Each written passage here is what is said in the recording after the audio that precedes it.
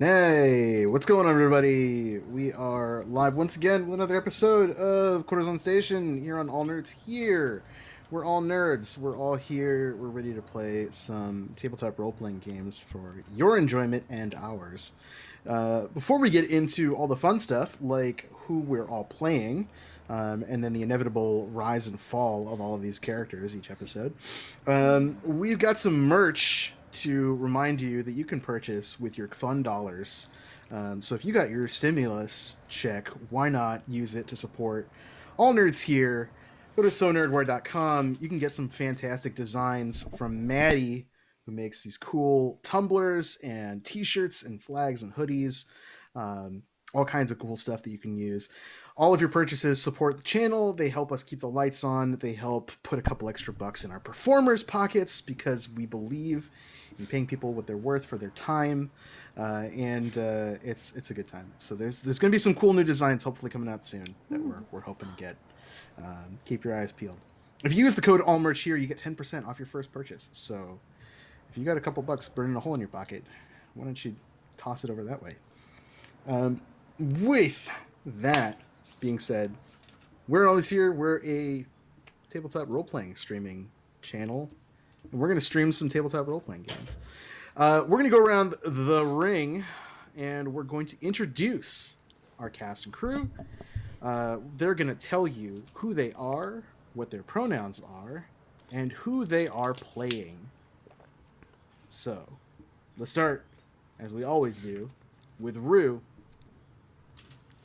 Hello everyone, I'm Rue, my pronouns are she, her, and I am playing Nikhil, whose pronouns are also she, her, using the El Caballero playbook.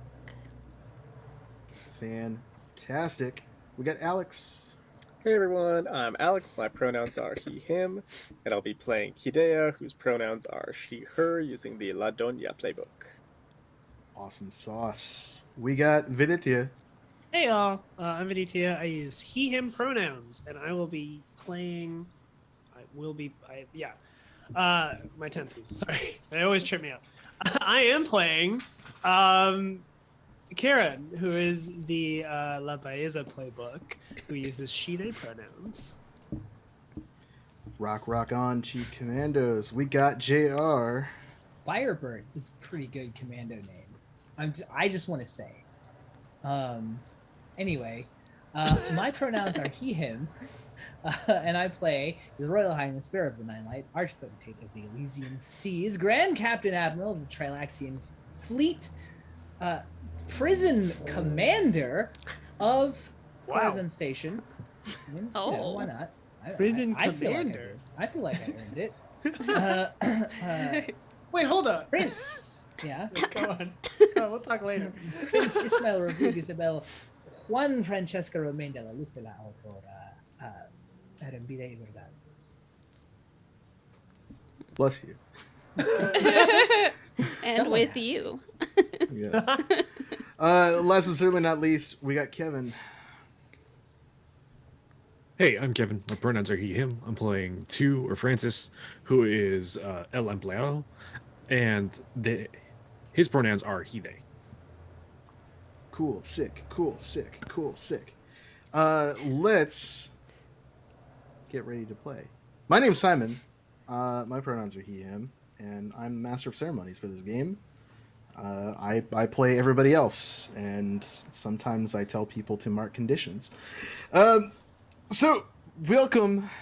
We are going to play Pasión de las Pasiones, the world's greatest role-playing game, which is coming very soon. Very soon, we promise. We don't know, because we didn't work on it, and we're not working on it, but we hear from friend of the show and game creator Brandon Leon Gometa that it is coming soon. It's very soon, so fingers crossed.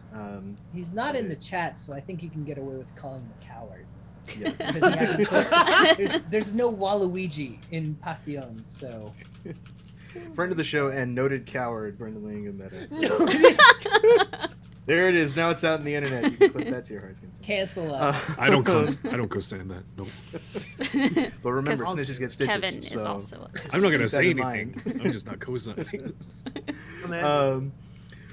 we play Pasión de las Pasiones, which is a telenovela role-playing game, which it means that we're playing a TV show. And I know what you're thinking. Oh, isn't every role-playing game sort of like a TV show? Yes, but we're literally playing a TV show. Which is, like, we're kind of all in the writer's room, and we're all co-directing and pitching out storylines. We're not really playing the actors, playing the characters, per se, although we as players sometimes make jokes about that. The game's moves and fiction and abilities are all centered around, like, the TV experience, right, of the TV show. So there's all kinds of dramatic reveals, flashbacks to preparations, and shocking truths about other players and other characters. We bounce around all over the place, and most interestingly, we figure out what happened on previous episodes at the start of each one. You know, when you watch a TV show and there's the opening credits, and then we go to previously on whatever. We get to do that in this game. So we're coming up to the end of the preset options. And so we're gonna have to go into some homebrew content, which I've cooked up for the game. So we'll see what happens when that stuff comes in here. So each player is going to choose something from their last time on list, which is a little snippet from a previous episode that gets shown in the opening montage. And that's going to sort of set up what kinds of problems and drama we're going to deal with this episode. So, is there any brave soul who is feeling particularly motivated to recap something that happened in a previous episode for us? My soul still burns. Oh, beans. Is that Nightmare? Yeah. Is Nightmare here? Nightmare's in the chat. Or the Soul Calibur announcer. Yes, I'm ready. I've got one. Last time on, I'm going to use one of your homebrewed custom content that is available to you all watching this show for free, and that you can write this down and use it if you play Bastion. Get your pens out. But you should tip Simon. You showed someone who thinks they're better than you that the two of you aren't so different after all. Ooh. And this is a clip from the like beginning of the episode that followed our last episode, when Kiran had gotten into the car, and I think Ismail hands Francis a gun and says, "If she moves, shoot her." You think you're better than me, Kiran.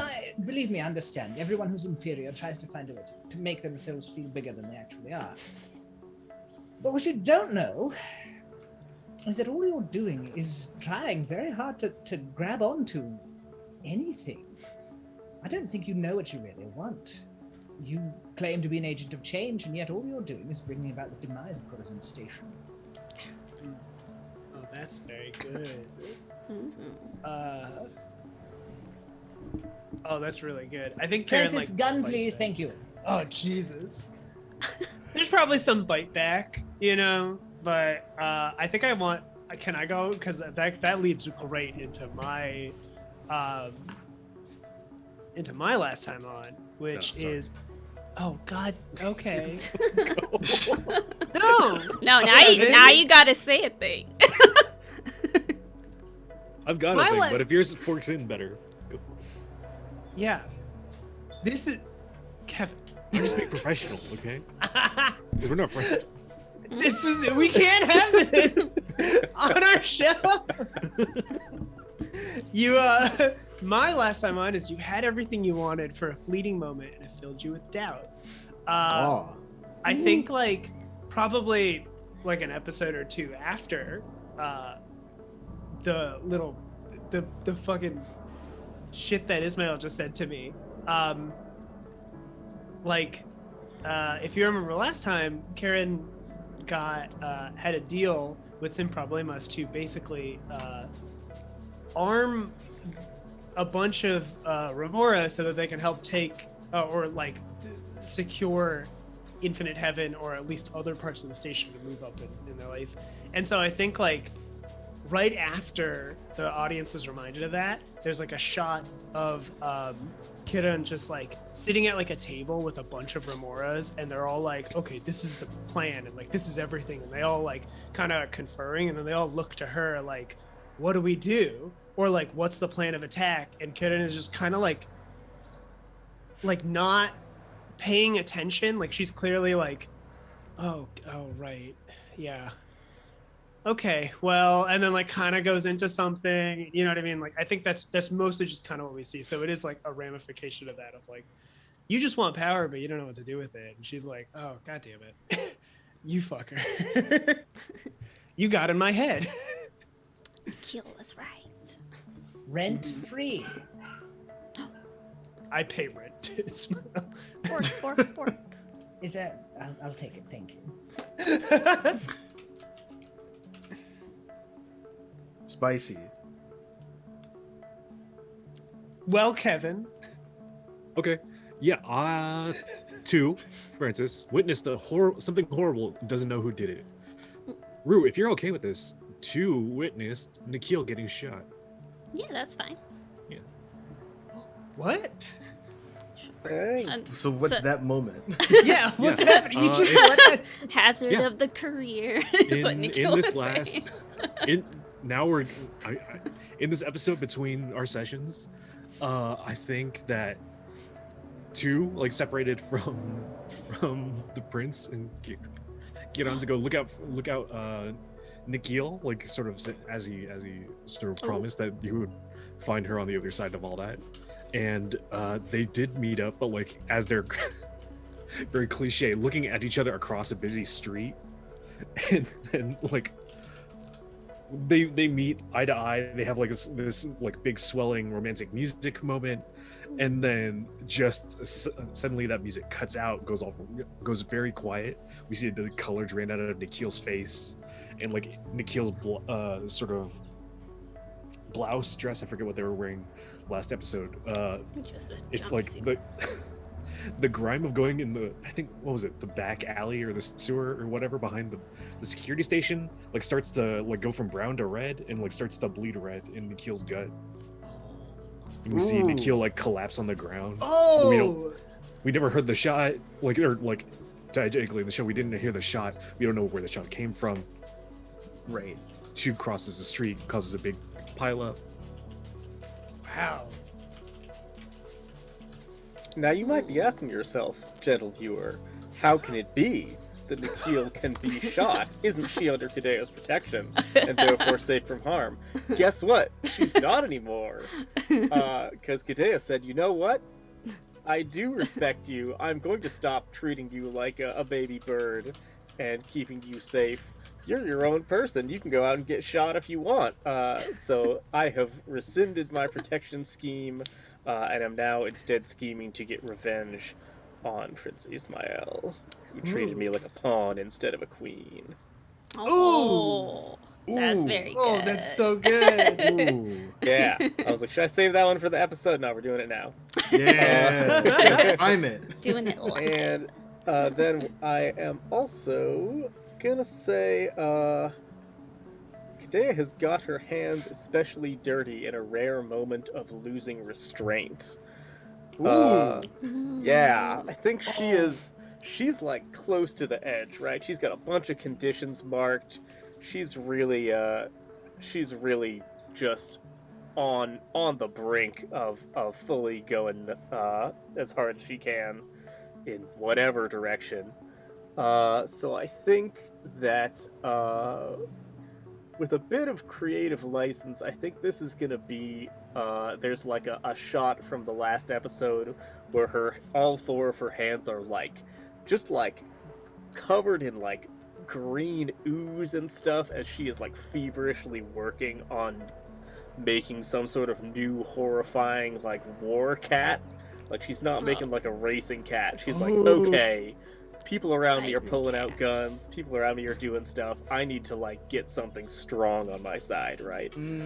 So she is just like elbow deep in weird genetic goo as she starts building some sort of horrifying monster. Nice. All right. I'm excited to see where that goes. Which leaves Nikhil. Yeah.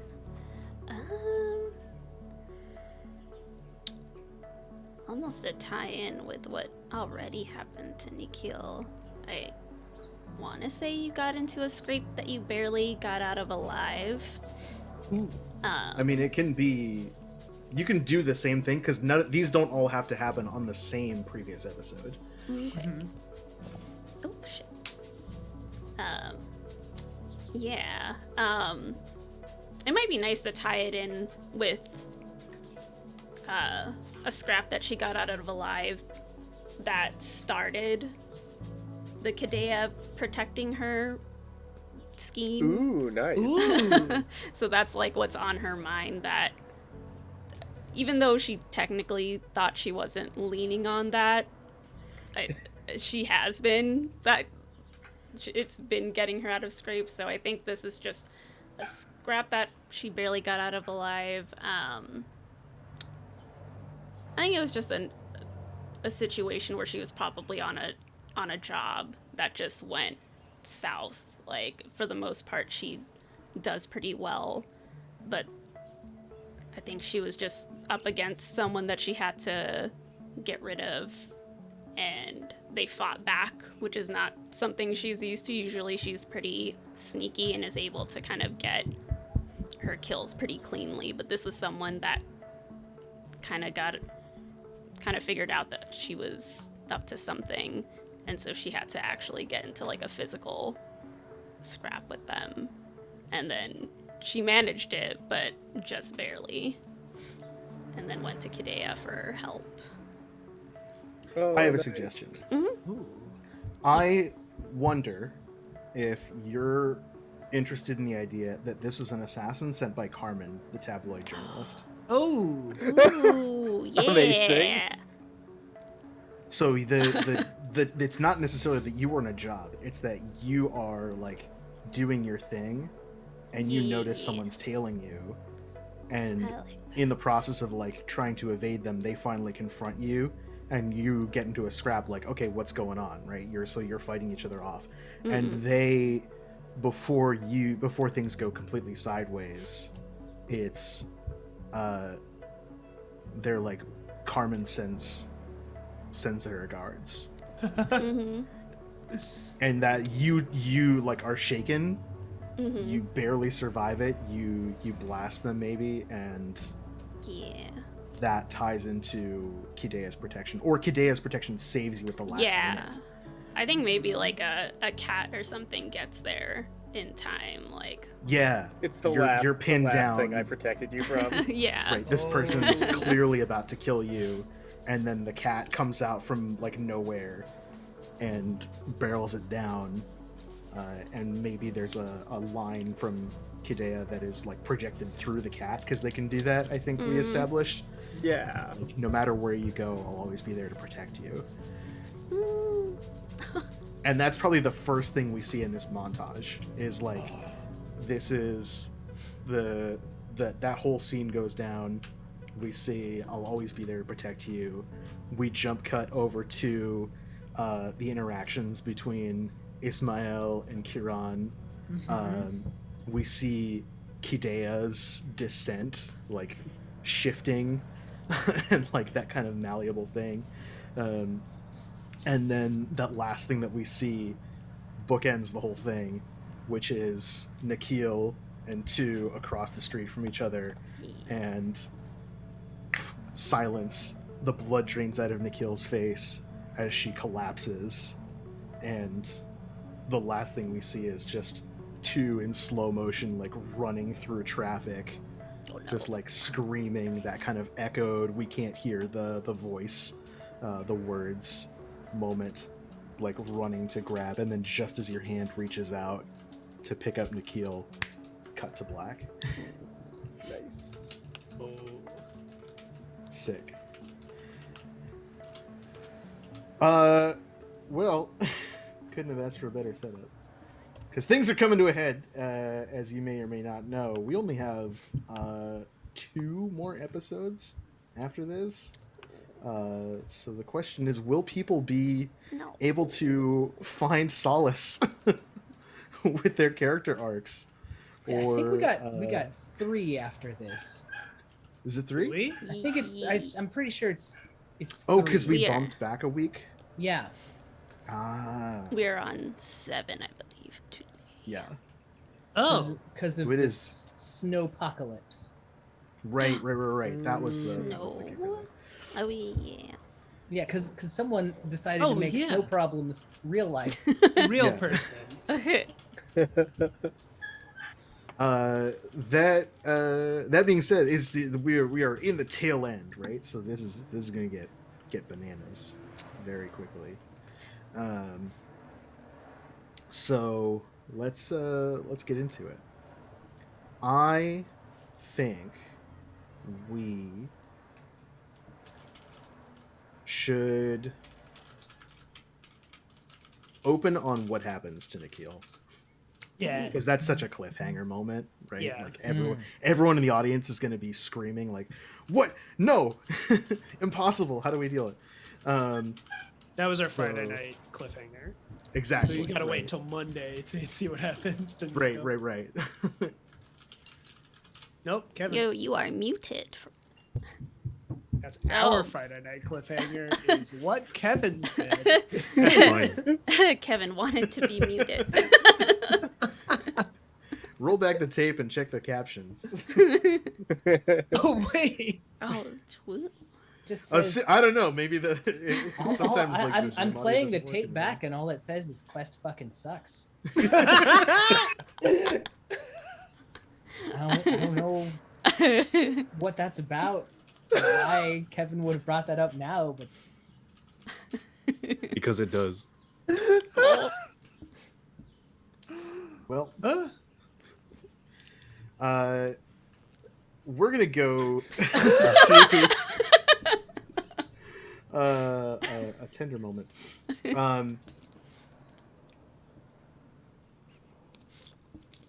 I think, unless anyone has any other ideas, you wake up in a body bag. Oh my gosh. love it.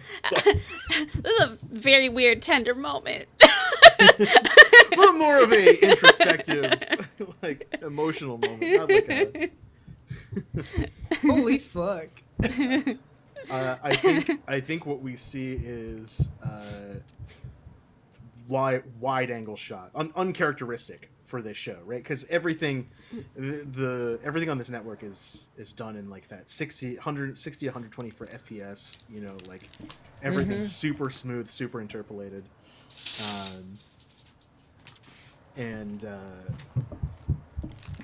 it's a very wide shot, which is not normal because it's usually like there's characters, there's action, right? It's very still, it's very sterile, literally and metaphorically, because it's some kind of medical lab, say like a med bay of some kind, but I don't think it's a fancy one. I think this is in the junks somewhere. Oh, So it's all like, when you think of a sci-fi medical facility, right? Everything's like white plastic and white chrome. Everything's glossy. There's somewhere on the walls like a cyber defibrillator and bright red, candy apple red med kit and whatnot. Blips and bleeps of little on-screen displays, but it's completely silent and it seems to be empty, and there is nothing but a slab with a bag on it. Just this black bag lying there completely still. The camera hangs and hangs and hangs until the bag unzips and Nikhil sits bolt upright, gasping for air. Oh. What do you do as you come back to life? You said she's out of the bag now, right? She like Yeah, you're pulls just it- like, okay. I think you're just gasping, sitting up on this slab. Yeah, she's like, whoa. It kind of gets her bearings, and like says kind of to herself, I didn't put myself in this bag. What am I doing here? No, you're welcome. Thank me.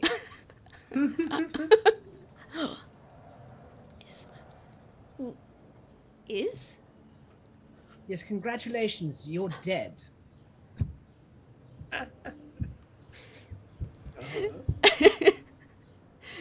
You're dead, and this is heaven, after all. Well, hell, also.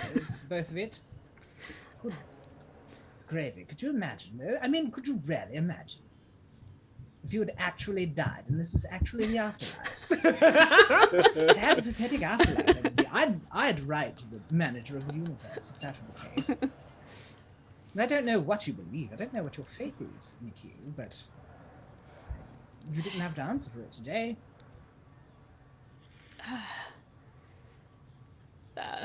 Does she see you, or are you like just projecting your voice from somewhere? I think Prince Ismail will walk in, unless you had something else, Simon, and didn't want. No. I was waiting for one of you to suggest you were in the room. I think It's it's, just a voice Prince recording. Ismail's voice, like on an intercom, Yeah, and there's like a exactly. hiss, like a. Yep. Exactly what I'm imagining. Perfect. Dr. What do you Gonzalez. look like now that you've been on the run from the law for like a couple Oh, weeks? incredible! Like instead of Never the looked better. unshaven, like Perfect. unkempt mess that Francis was, Prince Ismail is like, you know how when people have like the scruff and they look like sexy, Yeah. Yeah. like that I can't do personally. I'm living my power fantasy right now. Prince Ismail has like a 2-day growth of stubble, and it's just amazing. Perfectly curated 5 o'clock shadow. Oh my right? god. You That don't perfectly even know. accentuates his chiseled jawline. Everyone in a telenovela is just gorgeous, and I'm living my dream. Prince Ismail can also grow a full beard, but he hasn't, so whatever. She Anyway, says not and to. I'm wearing like Gone is the prison jumpsuit that's been tailored to look cool. Right. Gone is the cool punk Sailor Scout outfit. Hmm. Now it's just like a very cool doctor's outfit. Well, it's got remnants of a doctor's outfit, but it's been made into a fashion statement. Yeah. And so like it's like a crop medical jacket, Yes. but like a crop but long, with. But it looks good. I see your face, Kevin, but imagine it better, okay? Imagine it in a way that looks good. What is a crop What? line? What's a lab long coat crop? that kind of crops like maybe mid chest, but it Yeah. has tails in the back. It's got tails in the back. Oh Yeah. my god. Oh. Okay. Sure. Is So- that the term? It's a mullet. like it's the if you Crop took a mullet. lab coat, right? And I imagine it's sleeveless too. Oh yeah, absolutely. That it Wait. comes down halfway down here, but then Yeah. it's the full length in the back. Yeah. Here we go. Okay. Who has it? Crop mullet. Yes. Keeping your nips warm. Wait, what differentiates a crop mullet from a mullet? Hold the. Okay. No, I'm like Clothing. a crop Clothing. shirt. Yeah. We got a body, this- right? Right. It's not hard. Just imagine it better, everybody. But yeah. And then it's long. I'm Yeah, not thinking of Yeah, that lame thing like happening. like a fantasy miniature might wear. Yeah.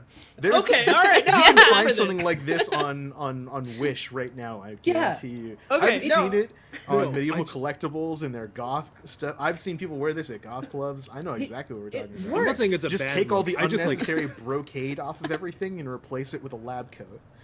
Okay. I, just, Alright, I was we're questioning there. like that term. crop, Crop. but I long. did need it. I did need it. I needed it to be explained. The visual was more from me. Now that we're all on board, I'm also wearing heeled boots. Okay. And Nice. Wait, has that not always been the case? well, not when I was in prison. Sure. You could shoot somebody with that. Yeah. Shoot Those it are right bad. off your foot. Just heeled Um, Converse. The old convert. Our Well, other sponsor. congratulations, though. What on earth are you doing, Nikhil? For someone who's trying to get out of the assassination business, you're committing a lot of assassinations. Makes a point. Was that not what you said to me when you came to me and said, I need your help getting out. And I said, well, I have got a way out, but it's going to, I mean, I believe it's as true now as it is then. The cost to get out of this business is blood. The only question is whose.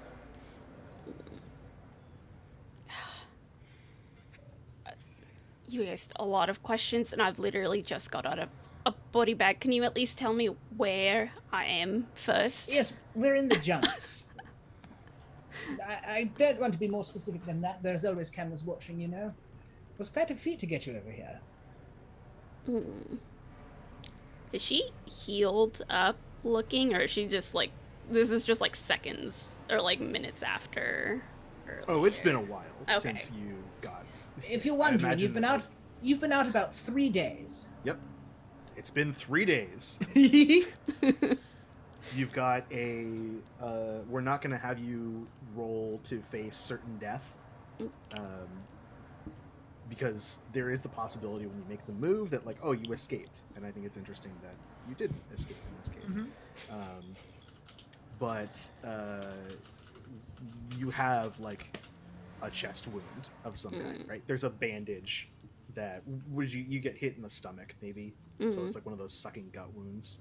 So of course you have, like, in addition to whatever like undershirt you're wearing, there's bandages that are wrapping around your midsection, the way that they do in media. Yeah.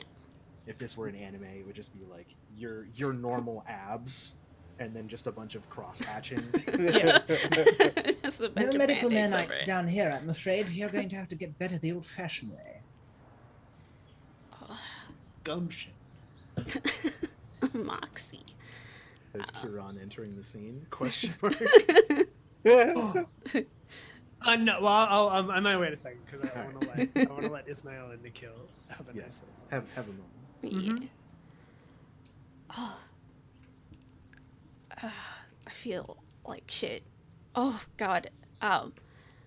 Wait, where's everybody else? The last thing I remember is, I think, two running across traffic, which I've told him not to do. You shouldn't run across traffic like that. You can stand here around asking useless questions or stating the obvious all day, or we can get down to business and figure out what you're going to do and what it is you want. Nikhil, you have a rare moment, an opportunity that few people get on this station. You have a chance to breathe. Wait,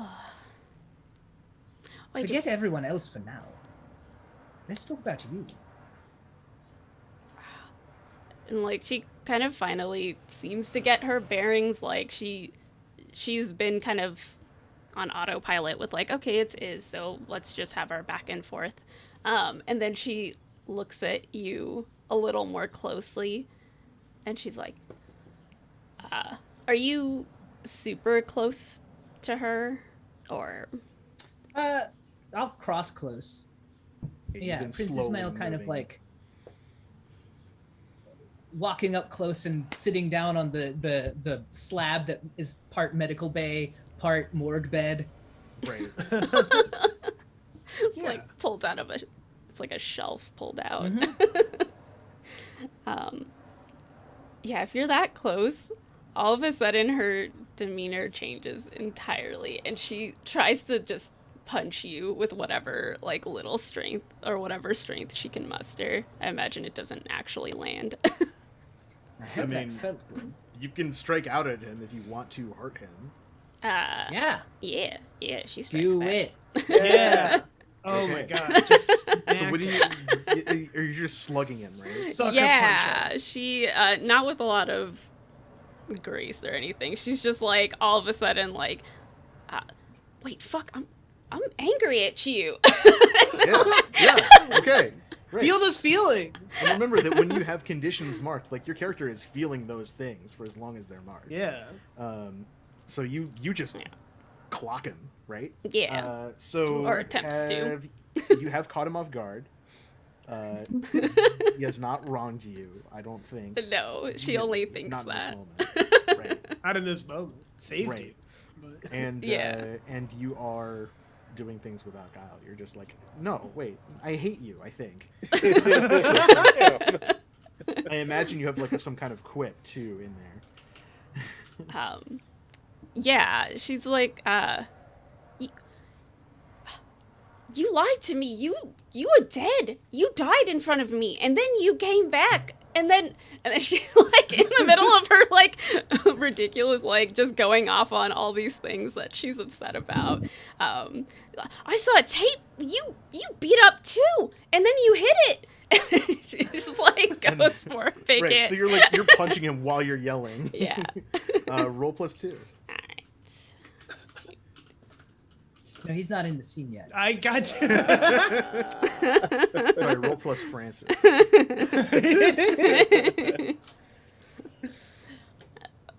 Oops. No, it's a 5. Okay. So I can make a move. So your landing strikes into Ismail, right? I assume Ismail is just like, all right, you need to tire yourself out. Yeah. You're blocking. You're just sort of enduring. Just your like fists up, like, all right. Just holding my head while I. well, like catching your fists, or trying to keep you from hurting yourself. But sometimes you got to let the aggression out. You got to hold the dog and let him bark. A little bit of patty cake. How dear. Oh. What do you have Is there time marked to right play now for Nikhil? Hmm. What conditions does Nikhil have marked? Oh, I do not have any at the moment. I had one a while right. ago, but it was. Then I think cleared. this means you mark a condition here. Okay. I would imagine I think. cornered maybe doesn't make sense. Driven? Maybe you're like, I just came back from the fucking dead. Yeah. Driven or vicious, maybe. Yeah, Mhm. I think Oh, either vicious one is of there, those. yeah. I think vicious. She doesn't have like an exact plan or anything made right now. She's just angry. Right. And that anger is clouding your mind, right? It's clouding your judgment. You're like, oh, I'm so angry. I died, and you've been lying and manipulating, and not only me, but people that I care about. What is that? Right. So, like, there is, I think we're seeing a little bit of old Nikhil starting to bleed through a little bit in this moment, right? Maybe the audience is wondering a little bit of like, oh, snap, now that she's had this near-death experience for the first time in like forever, in like 60 episodes, is this a shift? Is this a character shift? We don't know. We'll find And out. I think even though like she's wounded and has just like come alive again, like Prince Ismail still has to try to defend himself. It's not like Francis, where even at Francis's best, he's outmatched. It's the other way around. Well, like because Nikhil could probably Nikhil is a killer. Is one of the best assassins could probably, on the station. Like Yeah. Prince Ismail would have to try to live. If she decided to go against him, Yeah. you would have to They're a good actively try to live instead of like, oh yes, this is a fight. Right. Yeah. I'm So having now that fun. we see that angle, what does Ismail do in response? Nikhil, I want you to think very carefully before you tear out Dr. Gonzalez's beautiful handiwork. Remember what I told you. Remember the poem we shared. Regret is a river that seems like it moves forward, but all it does is carry us back. Past a turn in the bank, where you left behind a lost love and the words you wished you hadn't said.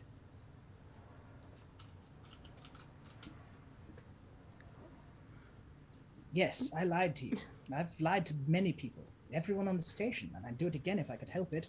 But what we're doing, you've killed people. What we're doing because it's what we believe is for the ultimate best.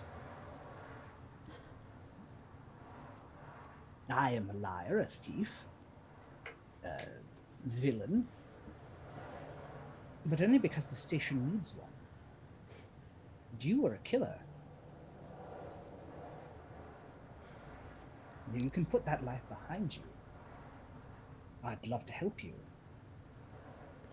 But I can't help you if you won't help yourself. If you won't be honest with yourself. I think when you start saying the poem, like I get like tired out a lot quicker now that I'm still on the mend, so like my hits start getting like a little weaker as we go. Would that count as like express your love? Ooh. I 'Cause that's think what I it was does because you're going for. having That's this true. moment of tenderness, right? And I think as you're talking, even everything about that scene is starting to transition a little bit to give you that kind of intimacy, right? The lighting flickers a little bit so that you're kind of backlit by these very warm and soft tones where normally like you've been everything is cold, right? But there's a little kind of warm thrumming light coming from behind Ismail, almost like a halo, that helps you focus on him, but see, like, in this moment, as he is talking to you this way, I think we are seeing a much more delicate side of him that we haven't in a while, if ever, in this season. So, are you dressed to impress right now? We've established, of course, you are. Of course. Does Rocket. your target believe that you are single? I think yes. Are you taking control of the situation right now? Always. Yeah. And you're like, hey, no, you pay attention to me. That's a 12. Okay. Oh. Your target gives themselves to you or reveals a secret they probably shouldn't. And on a 10 plus, they also tell you whether they love you or not and who else they love. Ooh, so. Um.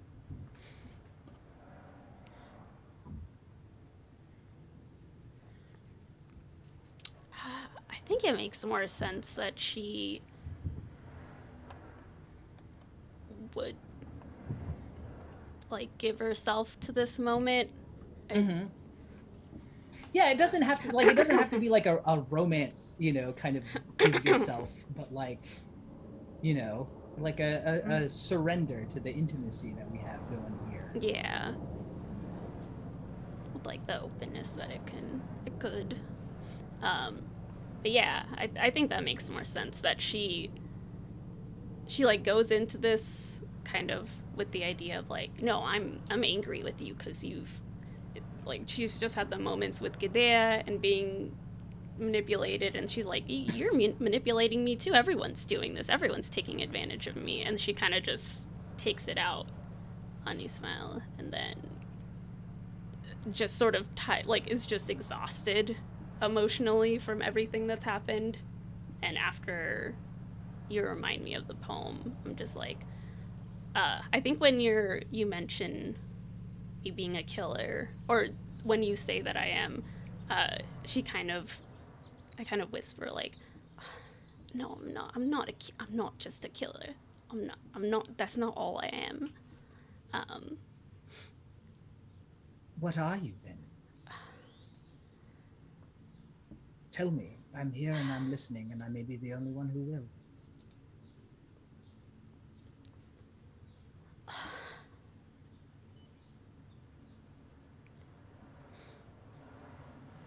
Maybe I don't know. Maybe I am just a killer. I don't want to be. Just I don't You want were to so just be sure that. of yourself, Mikio. What happened? What happened to change you?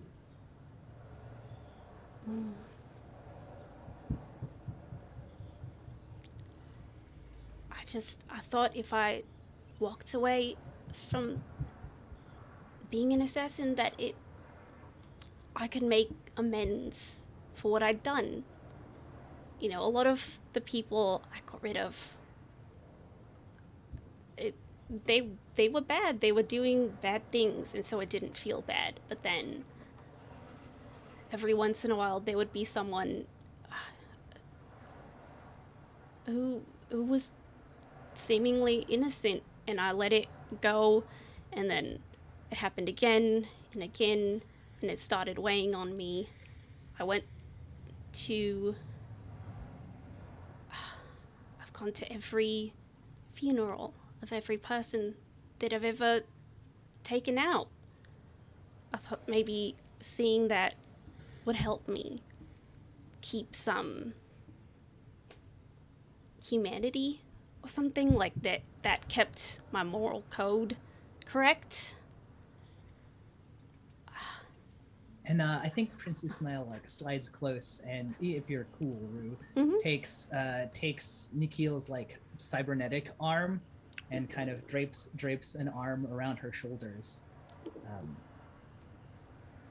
Yeah, she leans into Yes. it. She's full of sad. I understand. We all have regrets. That river comes for us all. Nikhil, And yet, oh yeah. Yes. roll to process your feelings out loud. I will. Yeah. Audience, who's rooting for Nikhil right now? I Obviously, yes. am. +3, sucker. I'm gonna cry. Yeah, so good. Gonna make you all cry. Ooh, I needed those. I got an 11. Okay, so that's great because I think that we really hit the crux of that scene, the meat of that. So not only on a hit do you get an answer to one of your questions, but on a 10 plus, you get to set the scene where you follow up on what the audience tells you immediately. It was good because we came around to at that moment, which is really spicy, really good. What would you like the audience to tell you? Would you like the audience to reveal a crucial event going on outside of you? For the audience to tell you how you might find love with a partner of their choosing? Or how you could get blank to blank? Oh.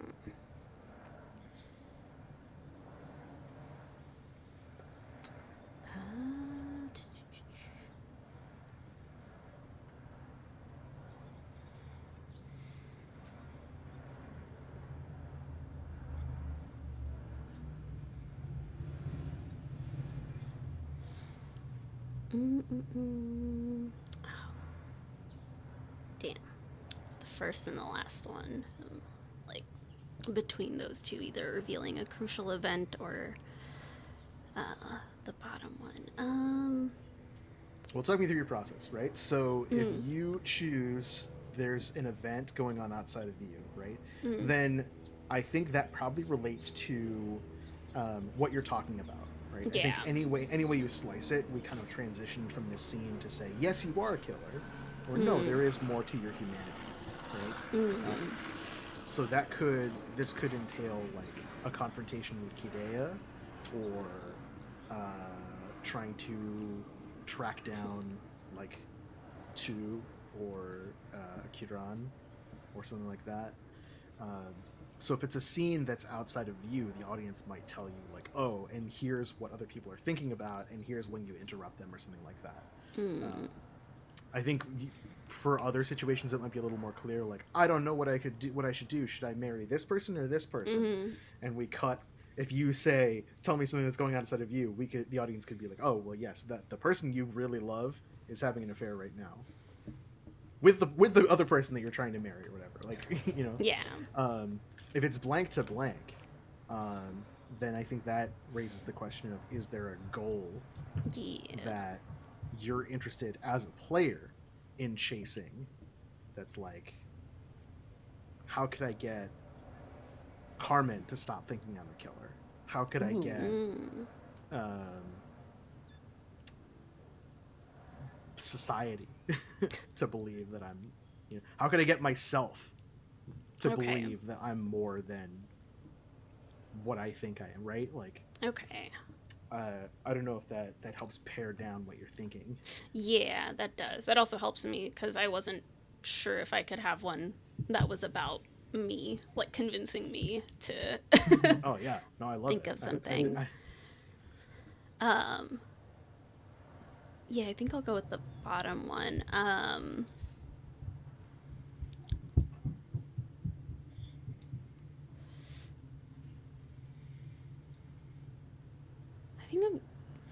I don't know how exactly to word this, but I think Nikhil has been, since she kind of wants to make amends for what she's doing, and Maybe it's how can I get Nikhil to forgive herself or something like that? How can I get me Oh. to forgive myself? Yeah. Mm. Oops. What do you think of that? Yeah. Yeah, I think I like that one. So how do I get So myself? it goes to you, audience. How does Nikhil get herself to forgive herself?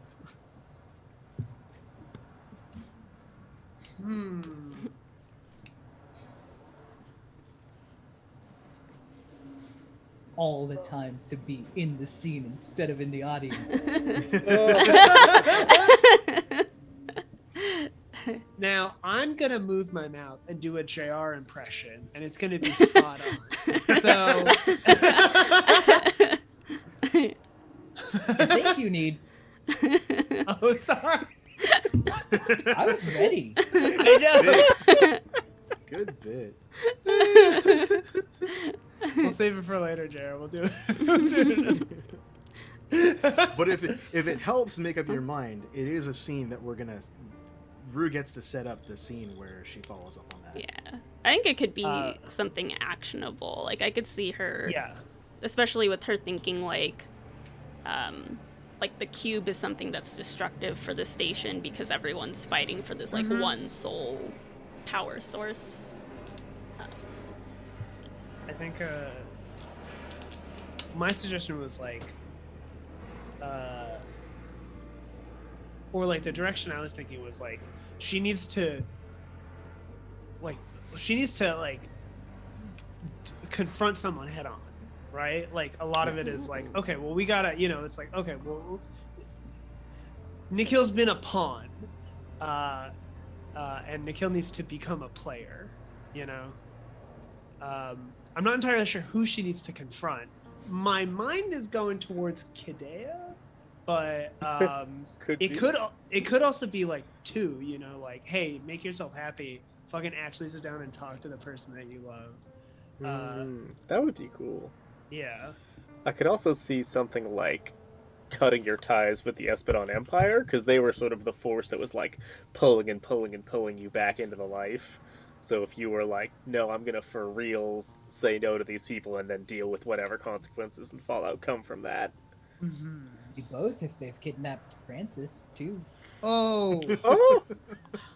I'm just saying. Yeah, if it's the that I like that. Yeah. But I would want to loop in a player, and kidnapping right, too is yeah. incredible. It's both.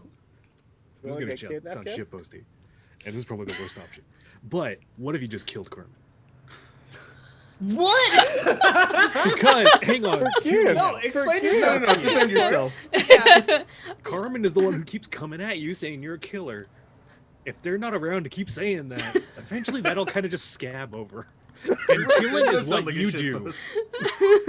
I mean, that is, I guess, acting Killing is the without tool. guile and head on. So you're like, I'm a killer. I need to find happiness. Happiness is kill. That's The warm gun mother. it's a one last final job. job. She's like, the voice in my head sounds so much like Carmen, because it is Carmen. Carmen's got to put a brain chip in you. I know. Okay, Person well, keeps then- guilt tripping you. Can't Hang guilt on, let trip me you. send you the PDF for the Sicario playbook. Everybody get ready to play Cartel, because... I mean, next season, right? Oh, Hang on, my that God. would be a great. It's Nikhil's work. Yeah, which one do you like? Rue, we've now each given you one, and also kind of given you a mix one, and then Kevin's. I mean, it's a great idea. I'd do it, if Rue doesn't. But Exactly. No, Kevin's, yours made a lot of sense. I liked it. It's fun.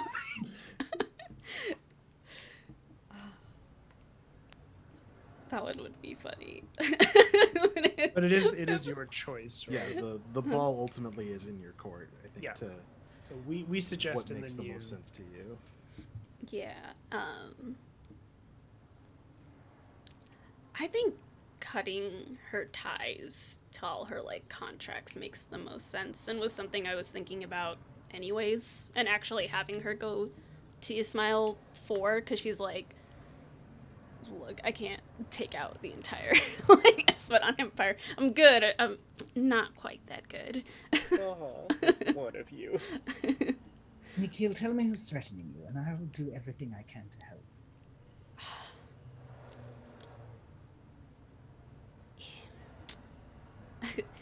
That makes it sound like I'm in over my head, and that's You're That's never not in me. over your head. Of course she like, just were thinks ready of to- Kieran you were and ready two to- for a second. Like, not ready to strike me down 5 minutes out of a body bag.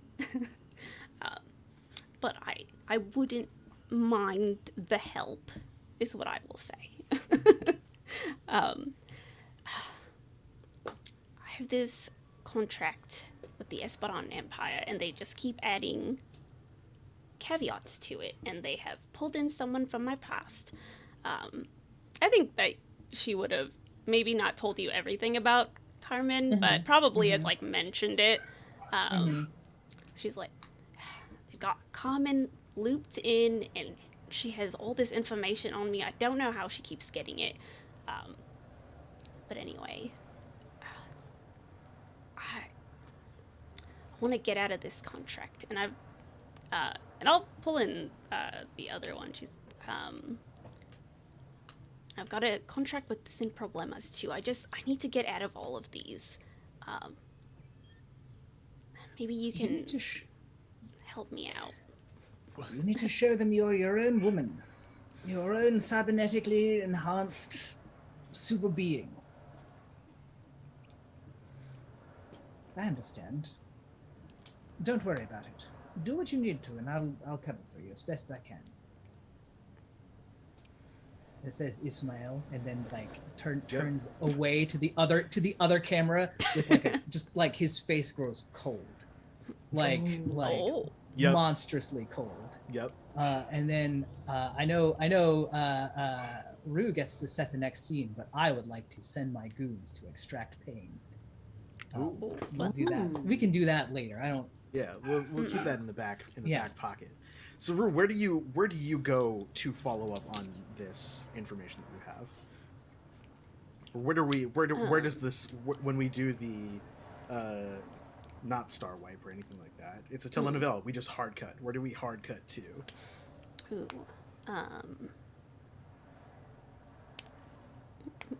I think wherever the Espadon Empire's stronghold is, I think she's going straight to the source. Are you going to the consulate? Yeah, I think so. All right, so we see you barge in, right?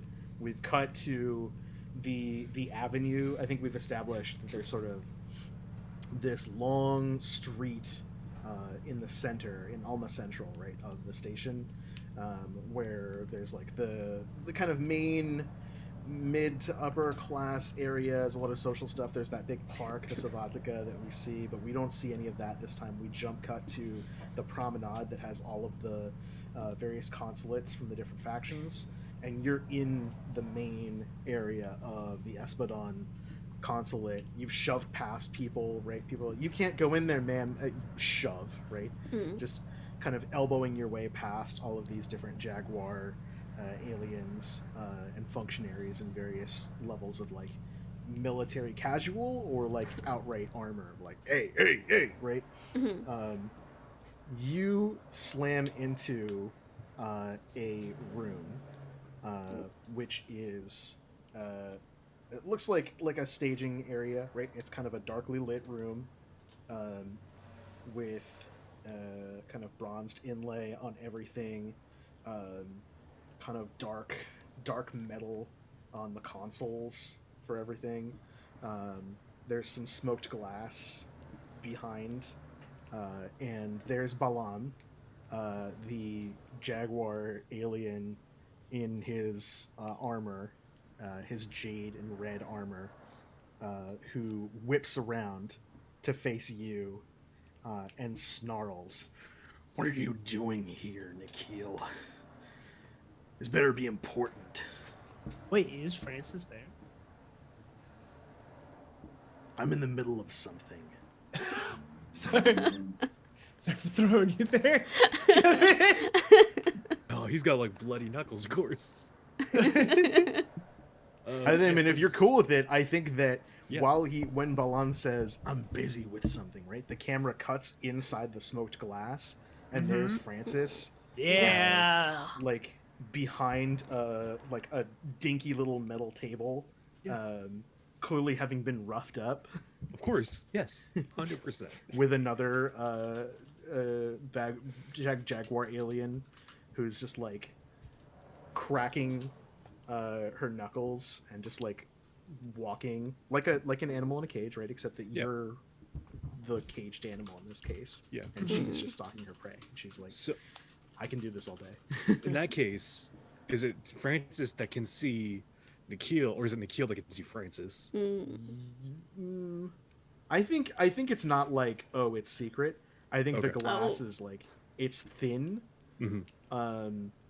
The smoking, quote unquote, Yeah. is thin. Okay. So that it's kind of like you can see in both ways because it's Right. more dramatic that way. Yeah. Mhm. Okay. It's just the cameras that can't see it. Of course. Yeah. The station security cameras, not the Yeah. TV cameras. TV cameras can see everything. What were you? You were about to say something then, Kevin. No, I'm that's absolutely it. It Okay. works for me. So he turns to you. Balam turns to you and says, "I'm busy," and you see there's Francis behind the table. What do you do? Doesn't look so cleaned up anymore. Oh no. No longer dressed to Every time. impress.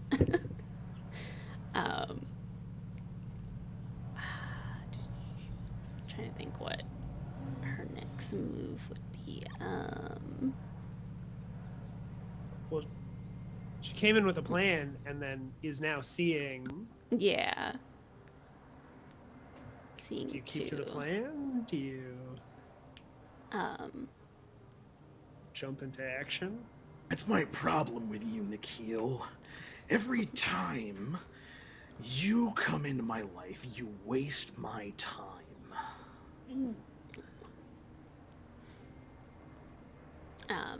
I think she kind of like flicks her eyes towards where 2 is, and then looks back at Balan. All right, then I'll make this quick. And she just goes to attack Balan. Oh, Oh, yes. you just slug him. Right? Yeah. Yes. I think she procured like a. What would she have? I was gonna say a gun, but Get a that seems pen from the boring. reception desk and just take him out with it. I was gonna say like brass knuckles or something. I mean, you To, like- have a cyber arm, do you not? Yeah, that's true. You could just juice that up, or like Ooh. maybe there's a component in it for some reason. Yeah. that, like you pop out a cyber blade, or like a collapsible baton is stored in a little storage pocket or something. Your Yeah. fingers Sneak turn him into in, whips. Poke him in the eyes. You get fucking. Yeah, I think like some kind of cybernetic blade pops out, and she just aims straight for Balan, like aims for the kill. Okay. You're trying to kill him. Yeah, she's Yeah. trying to upset. No, let's go. Come on, Rue. Let's do it. Yeah. I'm so sad him I'm a out. killer. No, I can't kill Carmen. Oh, this guy, sure. Yeah. You're in here's what I'm gonna do. danger. I'm gonna rewind time a little bit because I want to give Okay. you the chance to use a move that you have. Okay. So he's like, you're wasting my time, and we jump cut back into, because I think he knows that you see, right? He can see in your with Yeah. his cat eyes. He can see the reflection. We zoom in super close to him, and in the reflection of his eyes and your eyes, Mhm. you see that he sees you seeing too in the interrogation room. Uh-huh. Yeah. The guard inside has cracked. She's cracked her knuckles. She's walking around, right? Two's bruised. She walks behind two, and just grabs him by the scruff of the neck, and goes, "All right, well, if you're not gonna talk, I guess we can have a little more fun," and goes to slam him into the table. And you can hear this because, of course, in this interrogation room, the audio goes through that tinny little speaker. Mm-hmm. So she's about to slam him into the ground, into the table, right? Mm-hmm. For this interrogation. And that's when you like pull out your Psylocke cyber blade, energy blade from your fist, and just jab, right? Mm-hmm. Okay, so if you're doing that, I think that triggers take a stand. Do you not have take a stand? I do not. I had for your protection You had for your instead. protection. Did you give that to someone? I gave it to Doom, but I'm already here. Oh, you're already here. Oh, I see. Oh, to appear in a scene with them. I see. Yeah.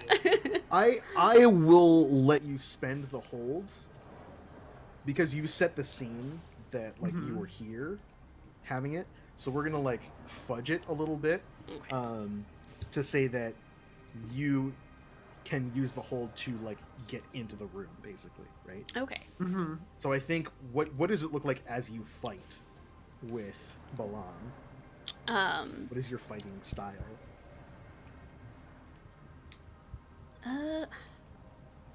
I think it's like trying to think of like fighting styles. I think she's just kind of like brawling with him, but she's using like her footwork to get him to start moving towards the door with the hope that she'll like be able to smash through the door in one of her attacks on him. And is Nikhil more of a like athletic fighter or more of a like martial arts kind of I'll use your momentum against you kind of fighter? Yeah, I think she's more of like a martial arts fighter. I don't think she's like she's has an athletic build, but I don't think she's like super muscled out or anything. You're more about fighting like judo and aikido style, murderous aikido, I guess. Instead, judo makes a lot more sense instead of something like bare knuckle boxing, MMA, like Muay Thai. Like I'm just gonna kick you in the face until you die, kind of fighting. Yeah, I think that so. Makes There's sense. there's definitely some swings, some parries, and throws. And the Espadons, are like a militaristic empire, right? They've gotten to where they are because they are some of the best soldiers in the galaxy. So they fight like Krav Maga. So he's Nice. parry, right? Block. There's some strength, there's some takedowns. But you, I think, finagle yourself so that you kind of get him to a bad position. That you Yeah. can slice in. And so we don't see what happens. We just see that Balam crumbles at some point and just like goes down, right? I think in the struggle, we cut back to two who sees like just a blur of action for a hot second, hearing muffled like grunts, and then the door flies open as Nikhil walks into the room and just lays out the guard that was messing with you. Yeah. Just maybe with like a well-planted kick to the chest that just sends the other guard flying, like sliding down the back of the wall. What do you do? What do I do? Or what does... What do either of you do? Oh, okay. Two, you've just watched Nikhil, who you thought was dead, Yeah. come back from the grave and Yeah. kick ass. Yeah. How does that make you feel? 2 things he's died. This is a hallucination. What? What do you mean, what? Huh. Oh, no, good. This is like me yelling at my TV, Kevin. Do you fool? Yeah. How many conditions do you have marked? Myself? Yeah. One. Mark another one. Hopeless. Oh, Sure. there we go. Wow. Cornered and hopeless. There it is. Introspective. Introspective in also this makes a lot of sense. moment, in Or this moment. lovelorn, depending on how hot the action Yeah. is. Yeah. So there are guards like completely KO'd. You kind of hear the sounds of struggle or something going on behind you, like from like, hey, what was going on down there? As the two of you are standing there, and there is just this moment of time kind of slowing down as well, right? Where you are two is here, kind of hazy from getting his head pounded in, and Nikhil, like a ghost, like an avenging angel, standing in the doorway, framed because it's dark in here, right? There's the glow from the hallway that illuminates her from behind, so she's like this very like almost angelic like figure standing there, slowly approaching you. How do you respond?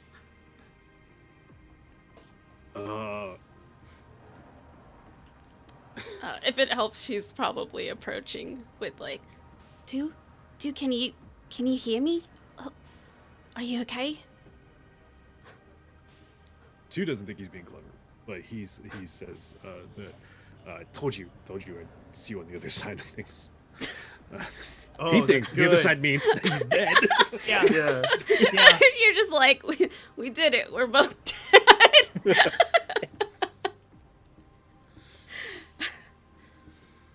There we go. I don't think, on the other hand, I don't think Nikhil thinks that that's what you're thinking. I think she thinks you are being clever, so she's just like,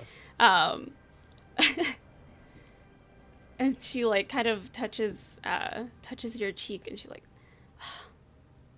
I do trust you, but I really shouldn't listen to you because you don't know what you're doing, and I'm the one with the guns. And you left a security prison in the middle of a riot. Look at you. Now I know I'm dead. Nobody listens to me. Aww. What are you talking about? You're not dead. Yeah. And then she like Because I saw you get shot and bleed out and get wheeled away on a cart right before I got dragged into the van. And you just, and I got the shit beat out of me for the past 3 days. And you just happened to show up. Yeah, not dead. Oh, this is normal. Oh. No, honey, you're not dead. That's why everything hurts. She like is gonna like like kind of gently, everything does hurt but in hell, don't it? I think I'm gonna push something here because you said Nikhil calls to Honey. Is that normal? Oh. I don't. Oh, well, it's up to you, I guess. Push the love. In the play, I don't think that's happened. Because Yeah. it's never That's happened out. on screen. Yeah. Yeah, I think I Push don't the think romance. she uses. Let me think. Yeah, I don't think she uses like pet names and stuff that often, but it's probably happened on screen like a few points here and there. Like usually when their two best kids relation. are around. I think in like tense moments it seems. Yeah, right? and That's when the their kind of like process. relationship is kind of being bumped up to another level. Right. Like the audience can count on one hand the number of times that like a pet name has come out of Nikhil's mouth. Yeah. Partners, and like that's when you know like, oh wait, this could be something, right? So I think the audience is holding their breath in this moment because that is one word, right, which seems like nothing, but we kind of hear it kind of echo a little bit, and I think that snaps two out of this kind of reverie of like, whoa, what's going on? Wait, no, I'm not dead because that doesn't happen, right? That wouldn't happen in any universe. No. The framing of this shot gets a lot tighter. So as you're physically moving closer to Nikhil, the camera is also panning in so that it's a very tight box, so the two of you are taking up almost all of the whole shot. What do you do? What do either of you do?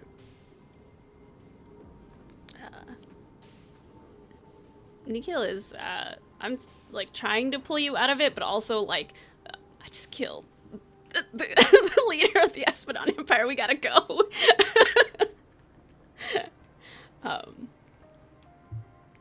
If you can stand, you can lean on me, but we really shouldn't stay here. All right. Whatever you say, hon. Okay. And two will follow you. Yeah. You're the one that knows what there is doing. She'll like kind of like support you, put your arm over her shoulder, if that. Mm-hmm. I don't know how Thu is hurt. I'm gonna assume that that part of the arm is fine, so it's It is not now. horrible. Yeah. And I think she like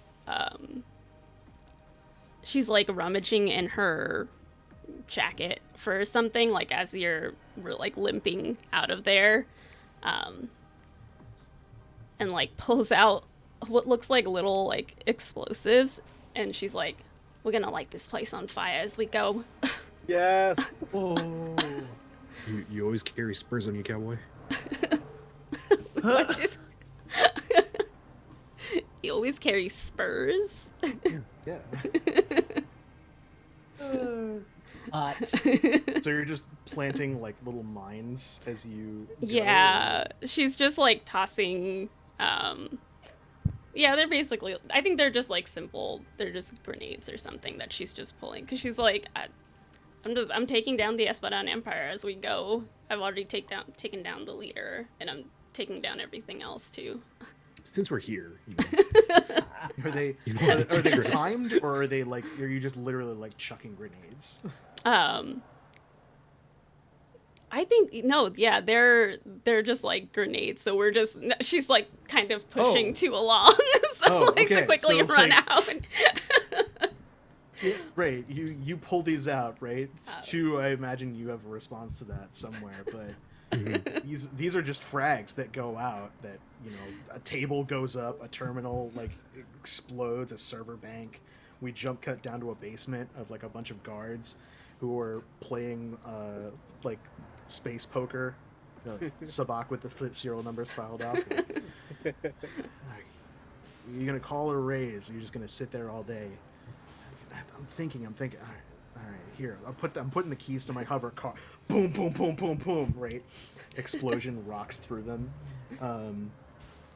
and the two of you drag out. We have this dramatic like chase shot, shaky cam. Right, everything gets blurred, the way that it does in telenovelas, especially. Where, like, the camera swings and there's after images just trailing behind it, right, and then back and forth as you're dragging each other out. Nikhil and Thu, you walk away. Yeah. As this place is like smoking, klaxons are going off, right?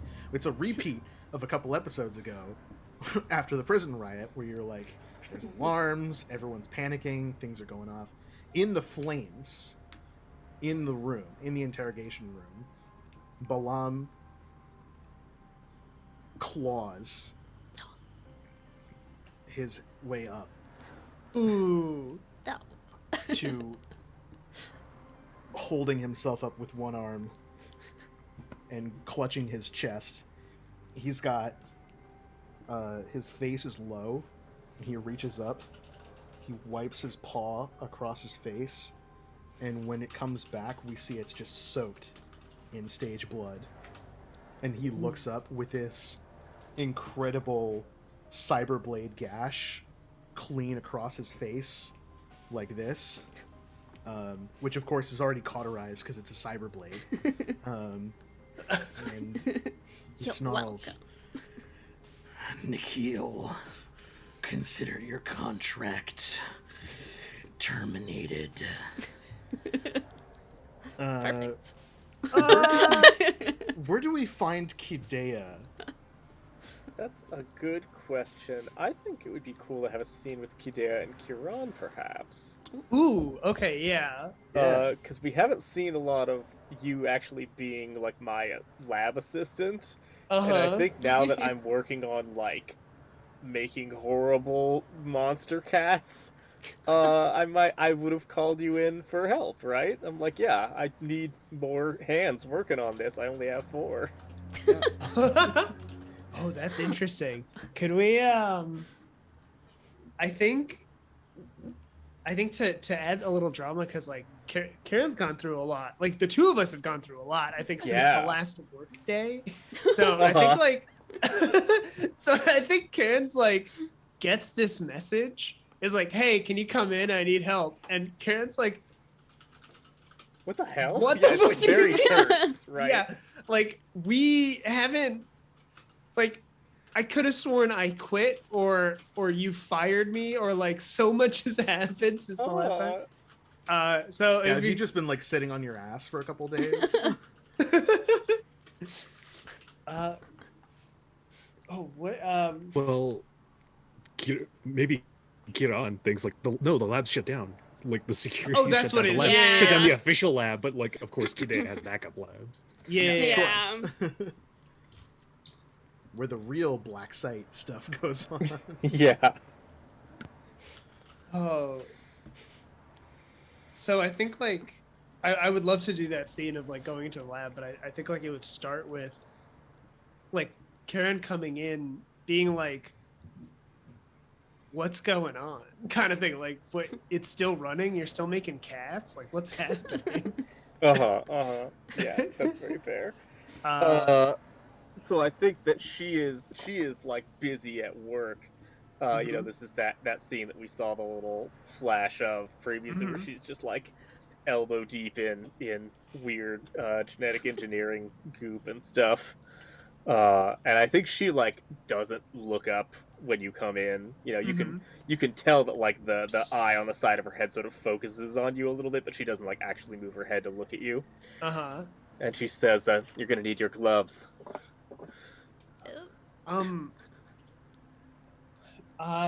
Squelch, squelch. Yeah. I think Karen's gonna be like, I don't think I work for you anymore, Kidea.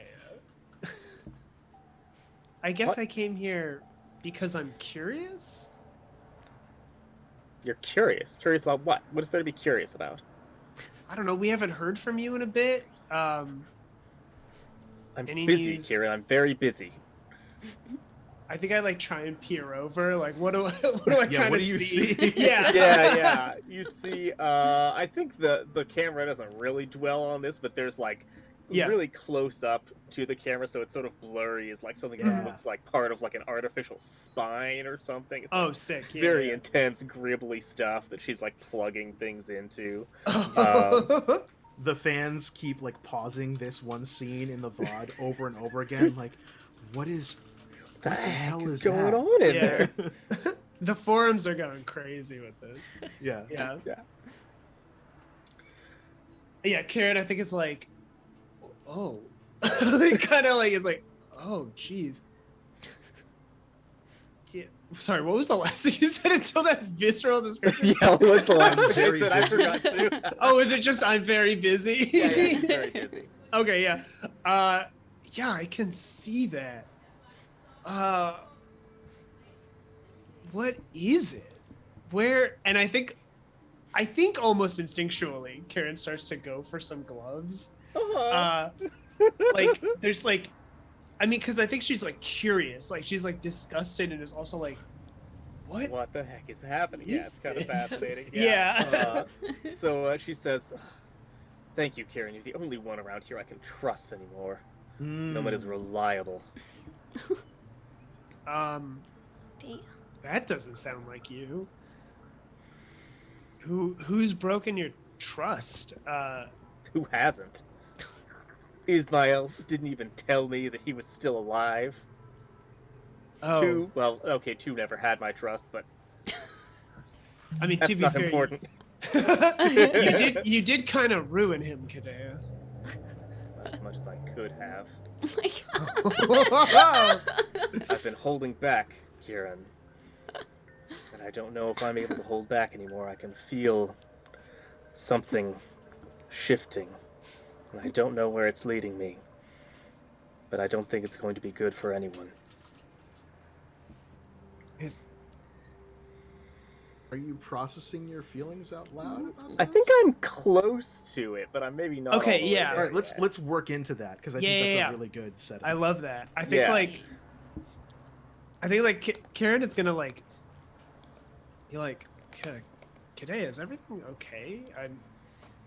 I mean, you're right. We haven't seen each other in a while, but you know, I care about you, and I'm sorry that this is going on. I should have checked up on you a little bit. I should have come into work, I guess. That's great.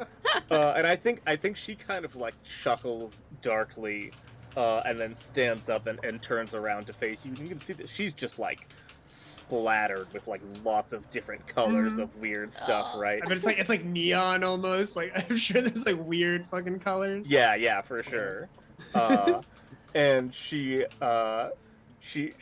kind of like does that very alien movement where she like cocks her head to the side, and she says, "No, I don't know if I did fire you. Maybe I did." It's funny, isn't it, the things that matter and don't matter to us. I was just talking with Nikhil the other day. She said I don't understand her. I've never tried to understand her at all. So funny. I thought I was, but Oh no. maybe I wasn't. Maybe I never really did try.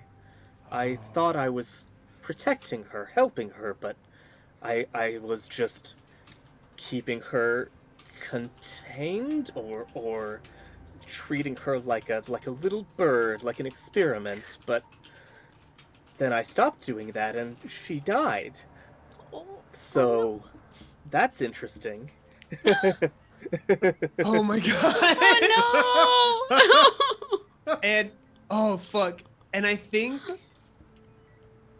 like the camera like I if I could take control of the camera, I think it's just Yeah, been like a yeah. long shot of Kadea doing this. Like I'm just kind of going off on this, and then it just cuts back to Karen like terrified, you know, like Oh. Great. oh. Also, I think Karen knows that Nikhil is alive. I don't maybe know how. In my head, there's a part of me that's like, Ismail told her, like for Well, I some mean, reason. you know, yeah. we Yeah. could have you could have even just helped me grab like Yeah. the body, Yeah. right? Like Exactly. I two might know that. Flip, Nikhil is dying. You know, we're all on the land together. Yeah. And I think like Karen, yeah, no, that like works perfectly. So Karen is like, or this is more for the audience. Sorry, I wanted to clarify that. This is more for the audience because I think For like sure. Karen like doesn't tell Kadea. Karen's like, yeah, that was quite a tragedy. Wow. I'm so sorry. Now, but And we get like a shot of how you know that yeah. it's not true, right? Mm-hmm.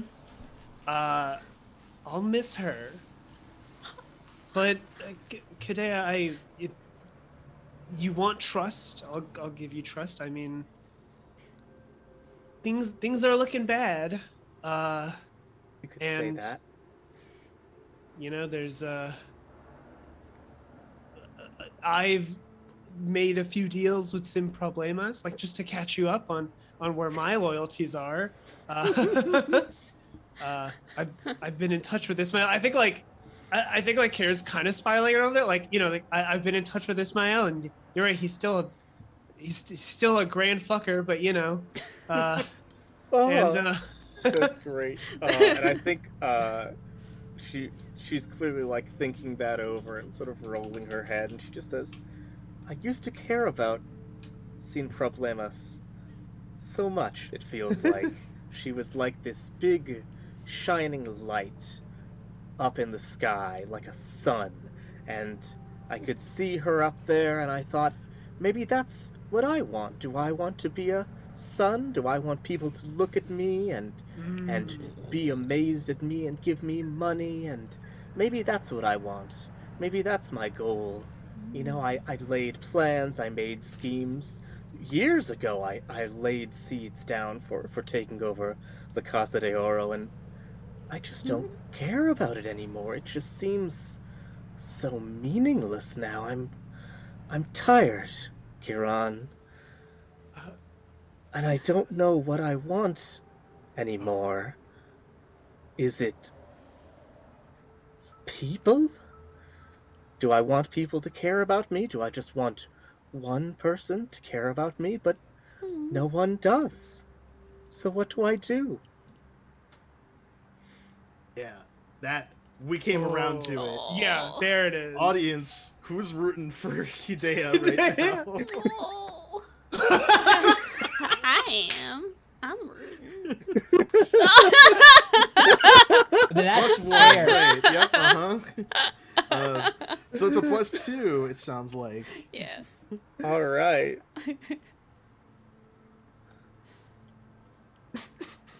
Oh, I had another line I thought of that I forgot to say. Yeah. Oh, hit us with it.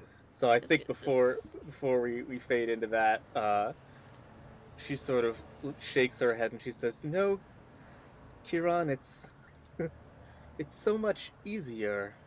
You know about reputations. It's just so much easier to pretend to be an invincible mastermind than it is to be an invincible mastermind. I've been spinning these plots for so long, and I'm just not sure what they're for anymore." Yeah. Yeah. Oh my god. All I have right. a question after this. Ooh, yeah. Kind of goes into something. I also do, but we'll wait. Oh, for I got that. a 10. Okay. Ooh. That Ooh. +2, exactly 10. So, would you like the audience to reveal a crucial event going outside of you? Tell you how you might find love with a partner of their choosing, or how you could get blank to blank? I want to say, I think I want the audience's thought on how can Kideo find love? Who's it gonna be with? Ooh. Ooh. With a partner of the audience's Of choosing. the audience's choosing. Ooh. All right, let's Raiders room. Let's hear those pitches. Idea makes a clone of themselves.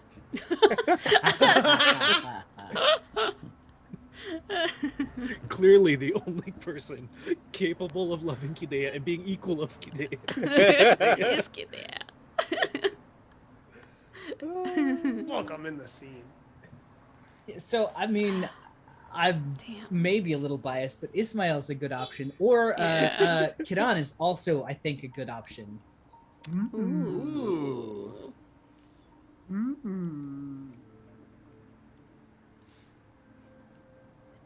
Rue, what's your thought?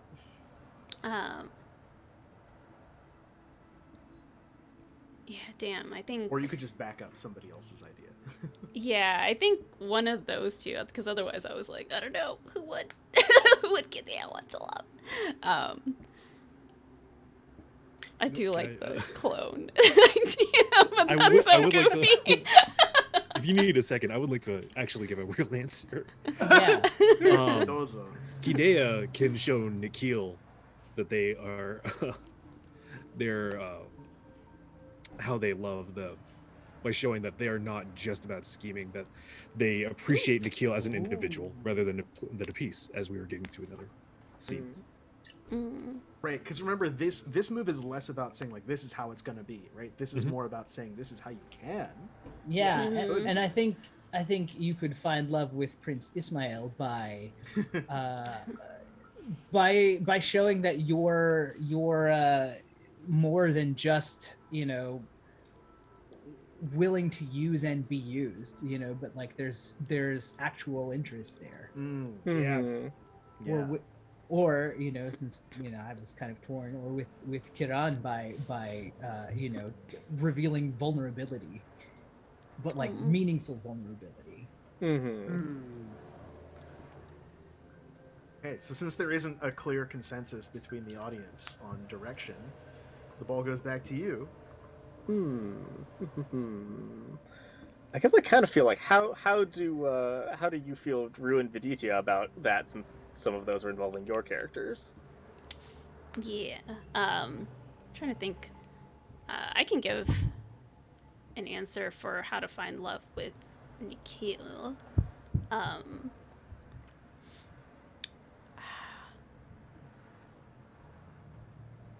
I think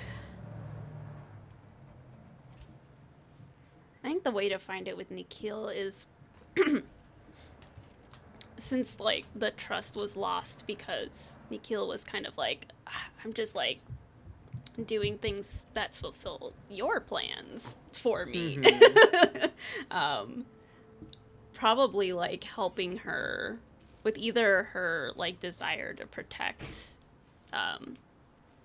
Du and Kiran, probably especially since she knows that your feelings about Du now, like especially if you help Du, it would show her that you're putting aside those feelings to do what Nikhil would want.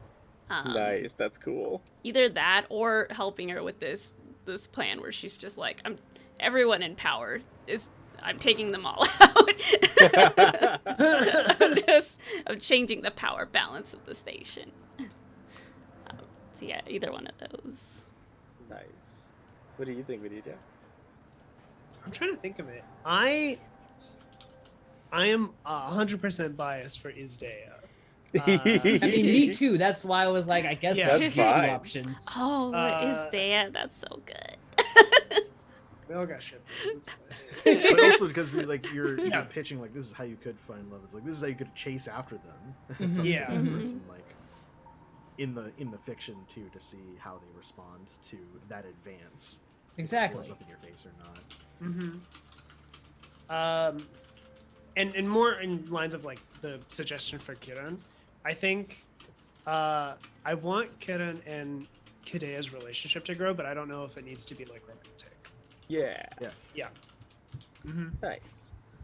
Cool. I think out of the suggestions then, I'm gonna go with the audience favorite of Isdea. Sounds cool Okay. to try Yeah. pursuing next, especially because it's gonna be extremely explosive because I literally just swore revenge against him. Yeah. So that sounds fun. Well, what better way to bring yourself together in a relationship than try to kill the person that you actually love, right? Yeah, exactly. The two of you honestly have done that several times at this point, so it's really Absolutely. a match made in Yeah, heaven. that's I mean, good. it's only fair. Yeah. All's fair in love and war. Mantis is ether mates. So,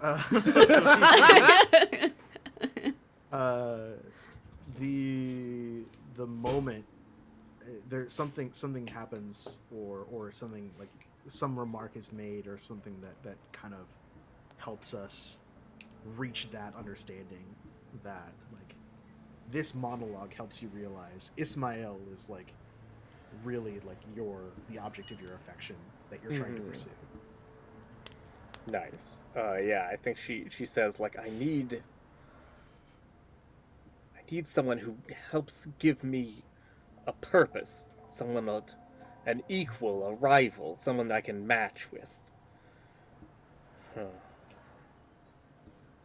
That asshole.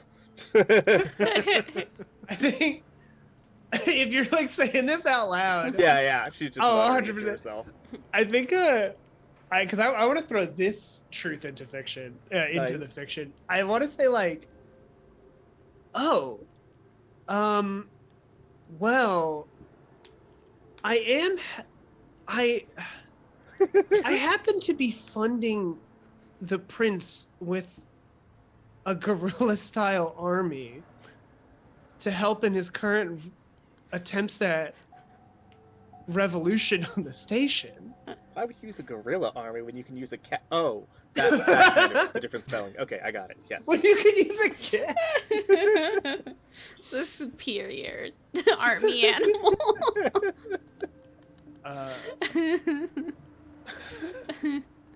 Damn it. A revolution? What? It's complicated. But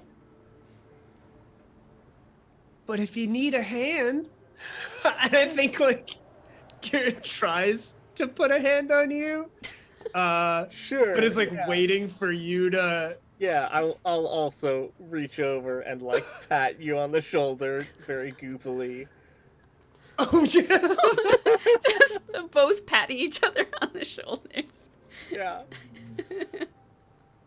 And she says, "All right.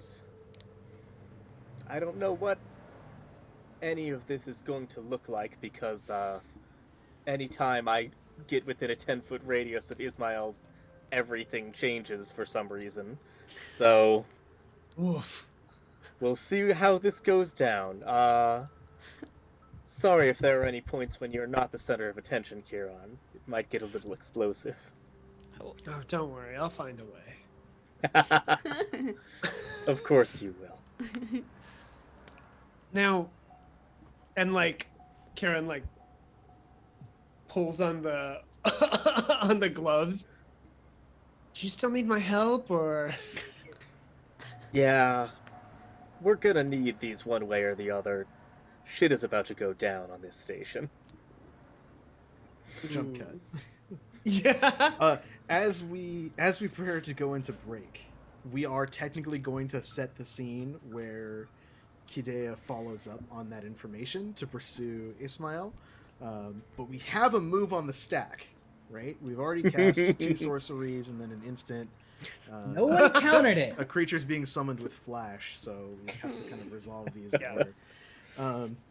So the Ismail mentioned wanting to do something with some goons.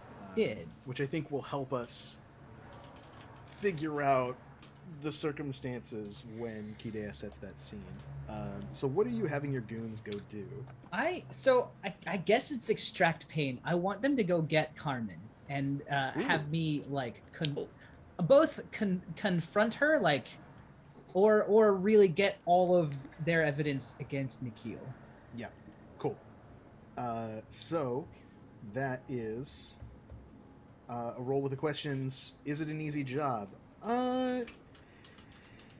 So yes, because Carmen is just a journalist, but no, because Carmen has the protection of the Espadon Empire. Mm-hmm. So I think that nullifies. Works for me. Is the crew in good health? I think your crew's Oh yeah. in good shape right now. Yeah. You're Rosen- particular, like Rosencrantz and Wait. Guildenstern are fine. Yeah, Your and other I- mooks are a little iffy, but I treat my personal goons well. yeah. And Ish. yeah, Francis And- knows. Francis knows, and this is taking control of the situation. Absolutely. Absolutely. Let's see what Wherever we got you are, here. I'm gonna get you, and we're gonna change things. So it's a +2. That is an 8. Okay. On a hit, they show up to rough up your target. On a 7 to 9, your target chooses one. Your target gives your crew what you're looking for. The crew beats up your target. Your target marks a condition. Or the crew reminds your target where their loyalties lie, and they give up something of value to appease them. So you were going to get Carmen's information, Mm-hmm. or bring Carmen back, basically, right? Yes. I think it's going to be the first one, which is the smash cut, like the montage sequence, is Rosencrantz and Guildenstern, and maybe like 2 people out of central casting, wearing half masks, like neck gaiters, of course, to be anyone. In their kind of darkened leather jumpsuits, and like discount sci-fi. It's the every like almost every TV show at this point has used the armor from Starship Troopers. Like your goons Yeah. have some of that. One of them's the voice actor for Ricky Danger. Yeah, exactly. Please ring a mess. Another one. And they find Carmen, like break into Carmen's like high rise in Infinite Heaven. Never mind how they got past the guards or anything like that. We see like one of the bellhop or whatever just crumpled in a potted plant in the lobby. Yeah, like Oh. wearing heart, boxers with hearts on them, and their Right. Guildenstern is comically stuffed into a bellhop's outfit. We have a delivery from downstairs. You gotta sign for the package. Carmen comes out, and of course Aw. they muscle in, right? I think they trash the place. They don't necessarily like rough Carmen up, but they like wreck the place. Mm-hmm. And they're like, oh, you gotta give. The boss says you gotta give up what you owe because you're gonna have problems otherwise. Somewhere in there, like eventually Carmen's like, all right, fine, just take. Here's all my notes. Just get out of here. Leave me in one piece, and just shoves fistfuls of diskettes in Rosencrantz and Guildenstern's hands, and documents too. It's just like shoves it all into a duffel bag. So it's just like fistfuls of old floppy disks because it's retro future sci-fi. Fistfuls of old floppy disks and manila folders with documents just everywhere and like photos and stuff, Polaroids, and just presses it in their hands. Cool. You have that information. With that in mind, that's going to help us figure out where we go to after break. So we are going to take a quick break, like 5 to 7 minutes. So get up, stretch your legs, get some water, get a snack, do what you got to do, and we will be back ASAP for the finale of this particular episode. Corazon Station, stay with us.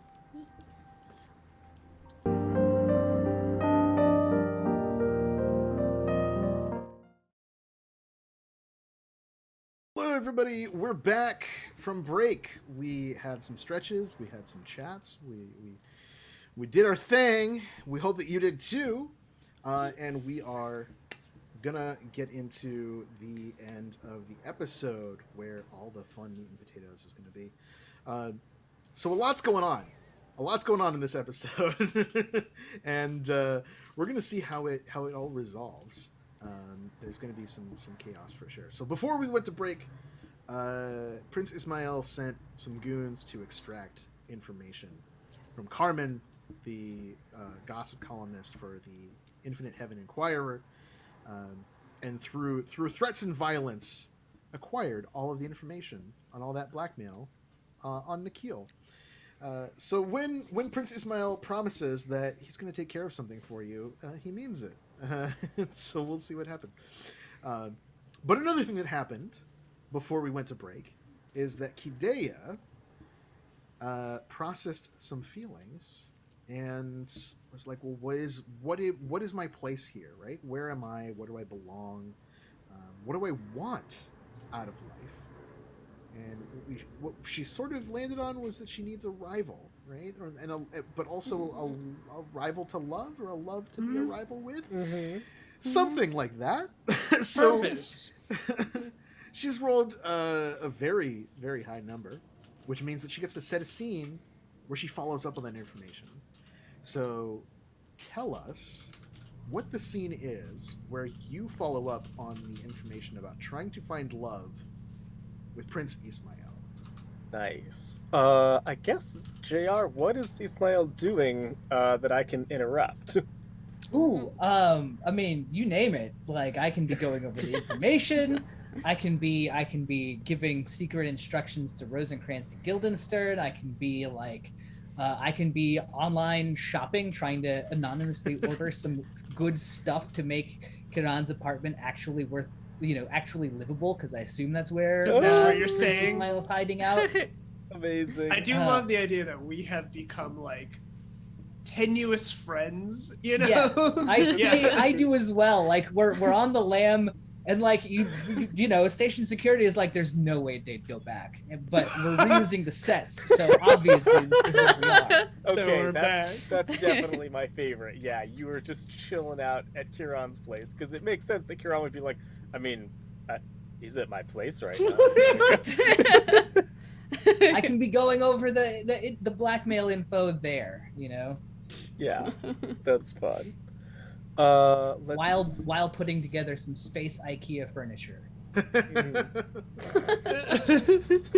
I know. There are a million parts. That's really good. So I think that I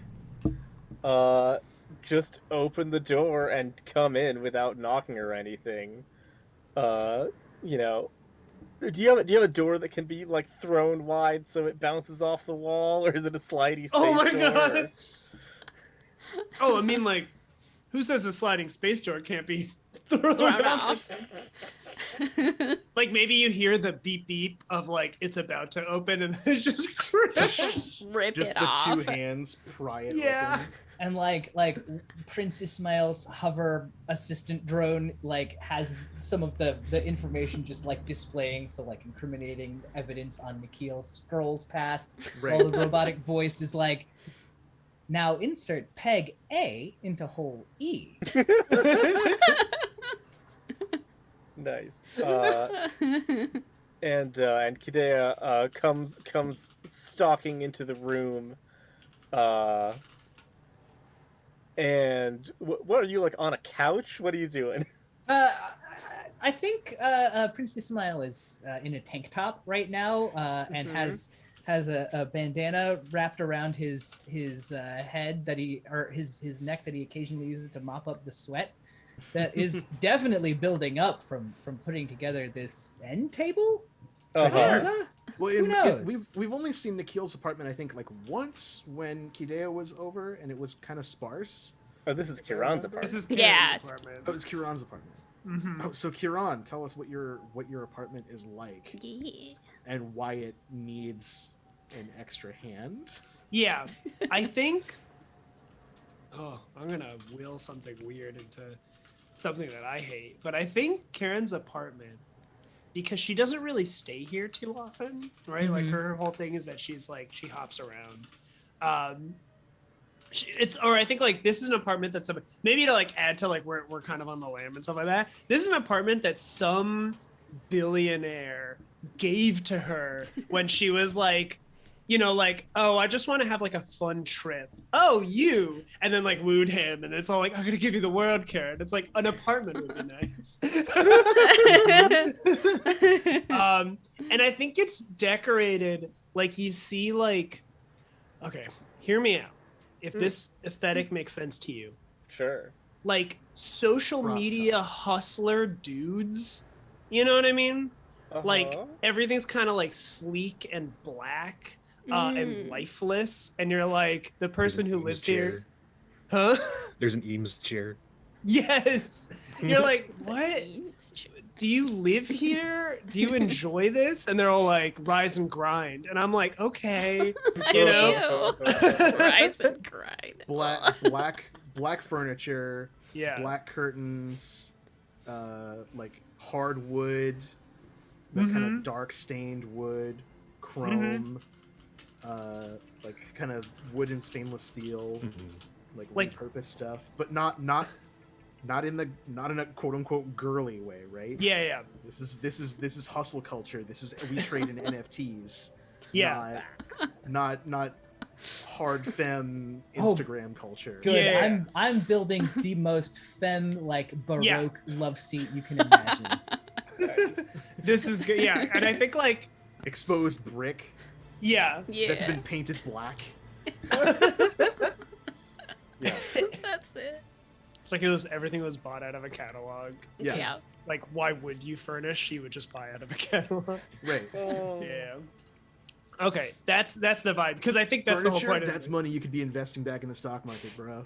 Exactly. Make your money work for you. Don't work for your money, man. Gross. Exactly. So I think even like Karen is like, yeah. But how many bookshelves are there? How many books? 7 new bookshelves in my garage. Knowledge. Knowledge. Okay, so I'm busting in there, Yep. and I think yeah, the timing doesn't quite work out for me to bring a monster cat with me. I'm still working on those. So I just bust in with myself, and I just coolly stalk up to Ismail with both sets of arms crossed, sort of looking down at him as he's like sitting on the couch, and say, I should have thought up something cunning while you guys were riffing there. Yes, you should have, but it's wonderful to see you, darling. And she says, yes, it's wonderful to see you as well. I see that I can't even count on you to die, can I? Whoa. Damn. I don't know what you're talking about. I've seen myself die twice. It's quite a shocking affair, let me tell you. I'm awful tired of it. And yet here I am, holed up with my killers twice? Well, I guess I killed myself one time. But, you know, is it the gun or is it the person who put the hand that pulls the trigger in the gun that does the killing? Or is it society? I think she says, I don't care. Neither do I. Just... You are absolutely the most infuriating person to deal with on this entire station. You know that, don't you? I try hard, thank you. What can I do for you, Kidea? I don't even know right now. Ismail, I just thought we should talk. It seemed like it would be good. You came on to me like we were going to be friends and allies, and then disappeared and died, and didn't tell me about any of your plans.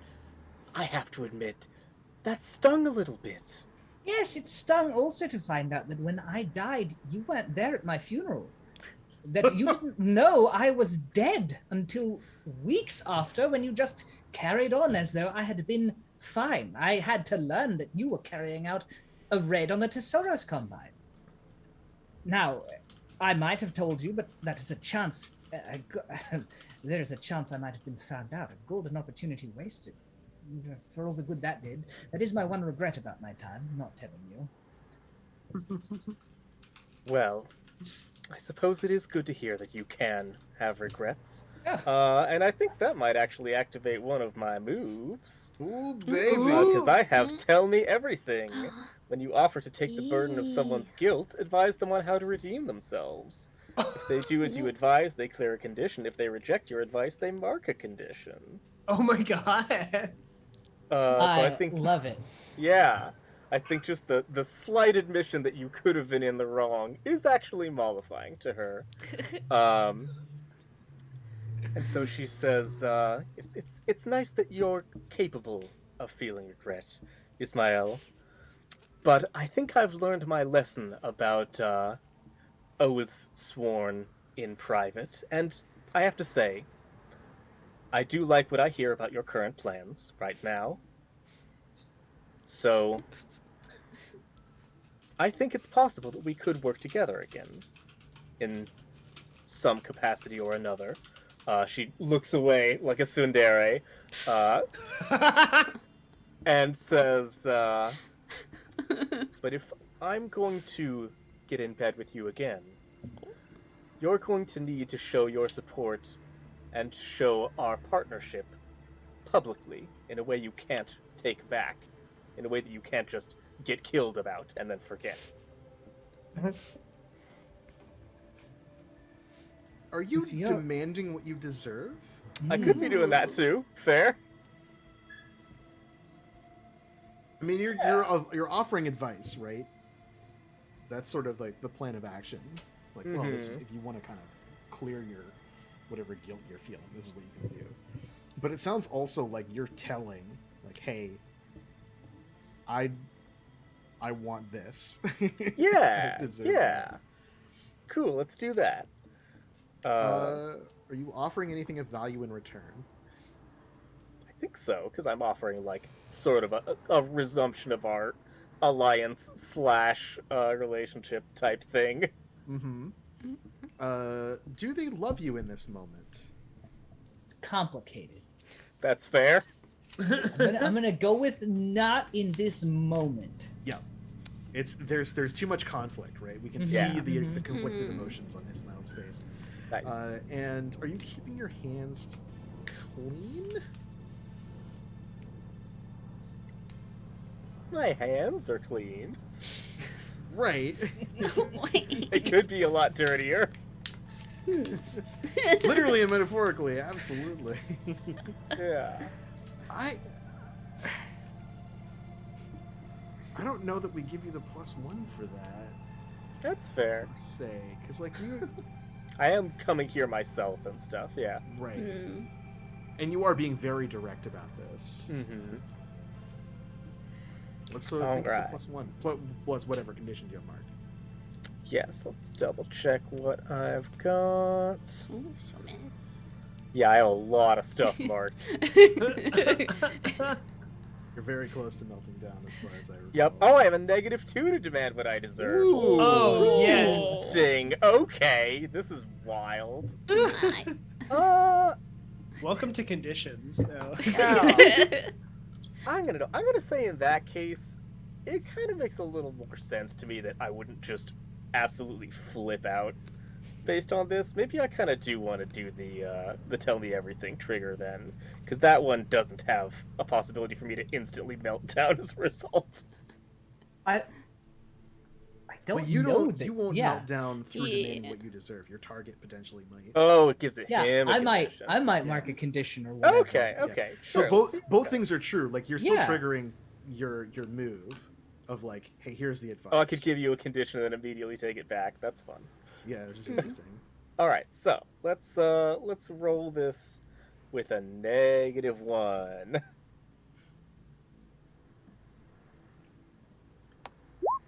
I got a 3. Okay. Oh, wow. Yep. It's hard to get 3s in PBTA, but I did it. You did it. I think you're bringing in Ismail a little bit. Like there's some intimacy no. that like is trying to happen a little bit, right? As you're the two of you close the gap, right? So the framing, I think, is the even the droid is sort of like, oh, I'm interrupting, and the assembly droid just like just kind of putters away a little bit. So that it's the two of you in the middle of this mostly ridiculously stark and oppressive environment, but you're the most colorful things in it. Kidea especially. Right. And in the midst of the construction, right, there's this sort of like, I'm building a table, but I'm also building an empire, and maybe the two of you are kind of like, you're handing him like a piece of like, here's the jungle skog that you need to glue onto part 6. That's so good. Like she was just standing there watching and like tapping her fingers, then she's like, "Oh my god, it's right there." Right. Oh, that's okay. so funny. Just So we're can't bear to seeing, see like- it be done poorly. And just like, kind of need each other. You Ismail do is work playing into it, like deliberately, just like Grabbing every other wrong piece. Oh, that's great. See, playfully you can grabbing work the wrong together. tool. Oh my god. Yeah, I think what we see is not like a failure per se, right? Like it's Ismail responds however he wants to like the harsh demand of it, that angle of it. But I think what we do see is that it brings the two of you to get like you're forced to kind of get close to like get his attention a little bit more and talk. So there's this kind of very tense will they or won't they kind of edge of seat energy that is entering the scene. And if Ismail kind of goes along with this plan, he's going to declare a condition. But if he rejects it, he has to mark a condition.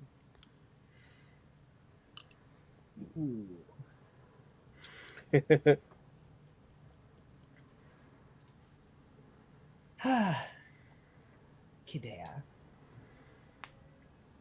So forward. And here I thought after our little dance I'd be the one leading. I've had a lot to think about recently. I've been trying to evaluate my priorities, and I feel like I am about to flip the fuck out, honestly. And, I thought, who do I trust to be able to deal with that? Who around here can actually try to handle me? And I thought of you. Well, of course. Now then. You know how this must end. You know how this road leads. I want you to hold me close, like the summer heat is held by the last day as the sun dips below the horizon, while flies lazily swim around the melted sweet that we forgot because I remembered the colors of your eyes, and you remember the beat of my heart. But tomorrow will bring the beginning of fall, and the winter that must follow. All right. Mm-hmm. And I think she, like, gives you I'm kind expressing of my love. You are? Oh, good. I was Yeah, really yeah. hitting a move there. Okay. So, we have some questions to ask. Are you dressed to impress? As much as I'd like to say always, I was caught off guard. Ooh! Yeah, you weren't. Like we see we've seen that kind of attractive element to you and your kind of your ruggedness, but here, like, I don't know. Are you like, is the sweat like accentuating your physicality, or I think it is, but only in like the TV way and not like in the it's on purpose to impress someone way. If that makes sense. Yeah. Yeah, I think if you think in this moment, it's not. Yeah, of people who would be charmed by that aesthetic, probably Kadea isn't really one of them. That's also fair. Kadea's like, take care of yourself, man. Come on. Yeah. Wipe that off. I still look good, and I'm about to flip. Yeah. They do believe that you're single. Yeah. Though, that's true.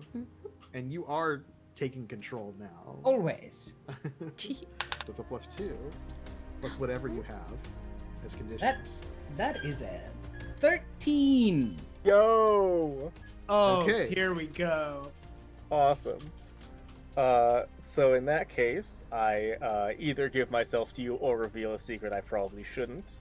And And you tell me whether you love me or not, and who else you love, nice. so I can illuminate them. I mean, what? That's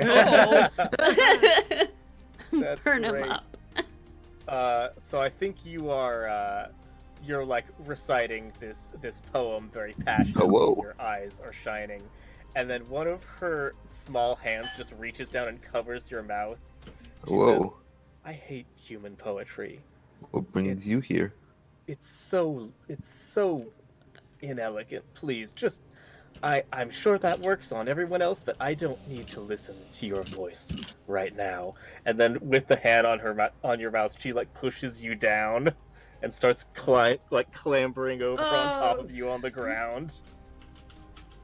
Yeah. And I'm gonna say that, yeah, I will give myself to you, and also I think I will say, even as much as she finds your poetry exasperating and subpar, she does love you a little bit in that moment, and does not currently love anybody else. Yeah. This is nobody else but you, baby. Yep. Yeah. It's you, me, and the stars. That's it. Oh my god. I think that might be where we leave that moment. Yeah. We fade to black. Right? Yeah, right. Like you, that's what we see as you like descending, right? And the floating assembly drone just sort of like blips bloops, and then turns off the instructions and just putters into another room, just away. Fascinating. I want to know where Tu and Nikhil hole up after escaping. Where do we find the two of you? In the master bedroom of the apartment. The Wait, same of this what's same apartment? You went to Kieran's place. Karen's like, yeah, I kind of hate the two of you, but sure. Let me invite my ex over to my place so he can hide out. One way or another, this is happening. You might want to retreat to a safe distance. I mean, you already invited one ex. You invited Ismail, so. Oh, fuck, you're right. Oh, that's No, I think we- Yeah, Nikhil, they're right it's up to you. I think we end up back at wherever you've been hiding out in the junks, Yeah, Nikhil. because it's away from prying eyes. Yeah. Like also like Nikhil doesn't get down there a lot. Mhm. I don't think we've ever seen Nikhil in the junks, like maybe once. yeah. Yeah. So I think she's like it's an an interesting outskirts. contrast. Mm-hmm. Are we in the? I think maybe it's the medical lab. We're back at the medical lab. Yeah. Mm. Reuse that set. So we instead of this is where you were reborn. This is where your relationship Oh. may or may not be sparked. Right. Mhm. I think that's kind of the theme that's the directors are kind of pushing, of like, there's the table where you climbed up off. The body bag is still there, just like half discarded. It's still half unzipped. There's the blips and bleeps of the like life signs. Like something has a really high pulsating heart rate. There's nothing on the table. There's nothing being operated on or anything like that. But we find you having this moment of catching your breath away from everyone in the back of this like street doctor's office. What do you do?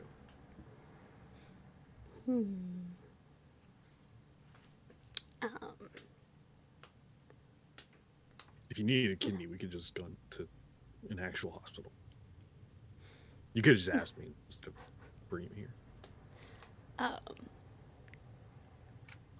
think while you're saying that, I want to say that Nikhil is like trying to like clean your wounds and do it herself. Yeah. Yeah, of course. No, every time you talk, it keeps splitting this thing open, and now I have to clean it again. She's like,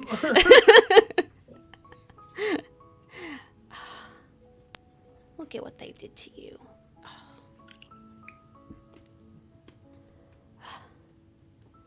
We could go to a hospital, but then I wouldn't be able to take care of you.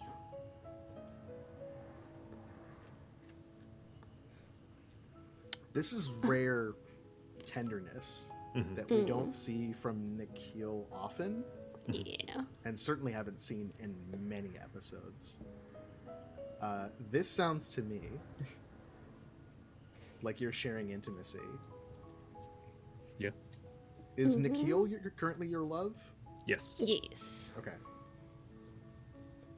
So nothing mechanically is going to happen here with your suitors, Right. Yeah. because it's only when you share intimacy or feelings with the other person. You got to But is switching off. for the audience's memory as much as anyone else's, 2 does have +1 ongoing with their love when acting to strengthen their relationship. So this is a very tenderly framed moment of like Nikhil, whose hands like had someone's blood on them, and that hand had like we see the cyber blade where it came out of on your prosthetic. That is like dormant, and that hand that just slashed open Balam's face is now like gently applying gauze and like metagel to your cuts and everything. What do you do?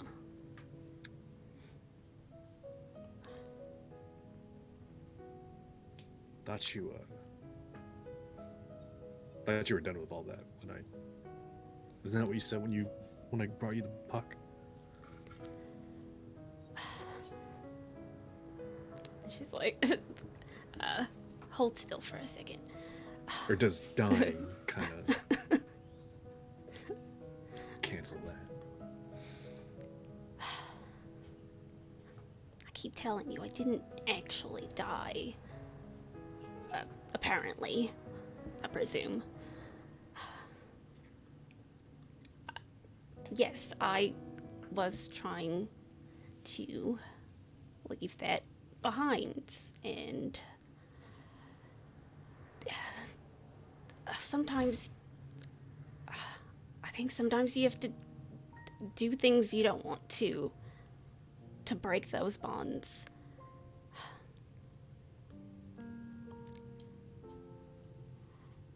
I don't want to keep being a killer, but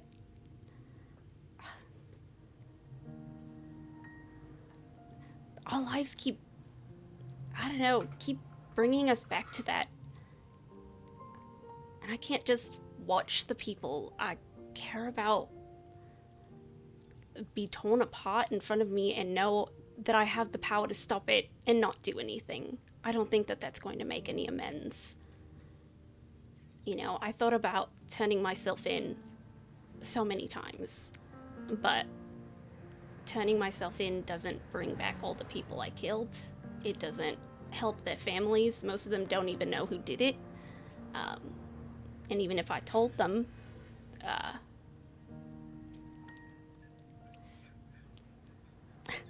stop laughing too, that's terrible.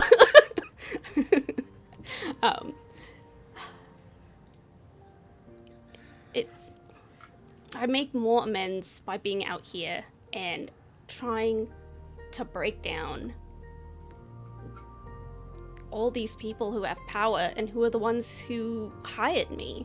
It's not like I did kill those people, but it's not like they were because I wanted to.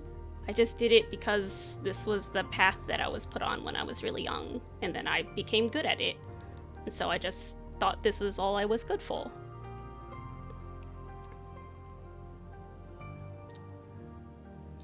Your words sound nice on paper, but your amends are getting people killed, both at your hands and others. Why did they take me?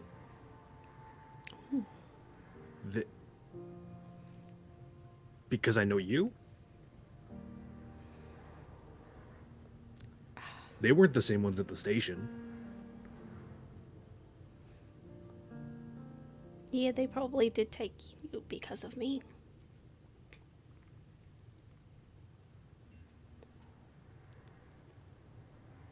You can see how that's hard to reconcile. Mm-hmm. And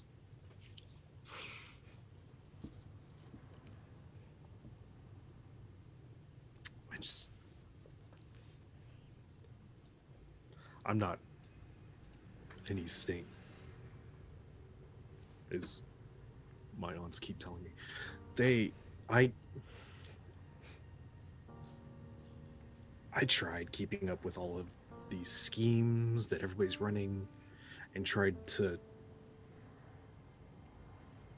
hold my own, carve a space out for me in that, but just ended up getting dragged out in a van in the street, watching you get shot in the gut.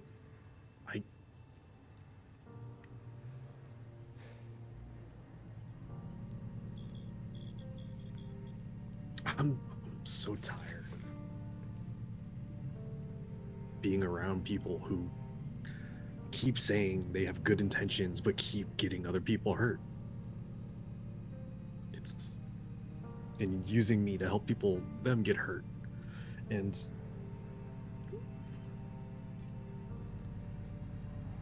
I just...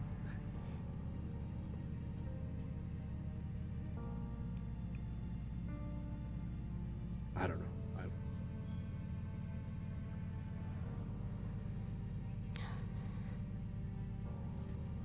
Are you processing your feelings out loud there? I think so. Yeah. Audience, who's written for 2? Hi. I'm rooting for 2. Oh wait, I'm not the audience. You're not the audience. You don't count it. Sit down. I want 2 to be happy. I'll put a hand up behind that. No, 2 Yeah, gets happy, me 2 too. gets written off the show. Me, Francis. That sounds like a resounding +3. Let's see. And then let me double check.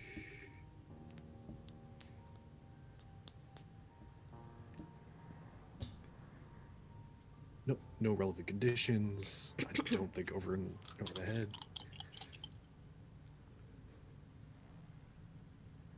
That's a 10. Okay. So, you get a question and can set a scene. I don't know if we want to jump to that next scene just yet, because it seems like there's a little bit more meat on the bones. Mm-hmm. I don't know about you. No, yeah, I'm good sitting on this scene a bit. Yeah, we'll hang on to it. We might even like turn it into a hold, Mhm. and let you spend it kind of at the top of next session. Sounds good.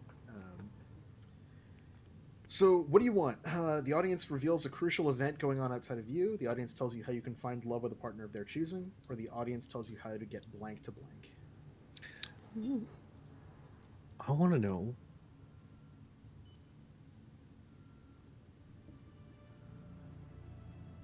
how to get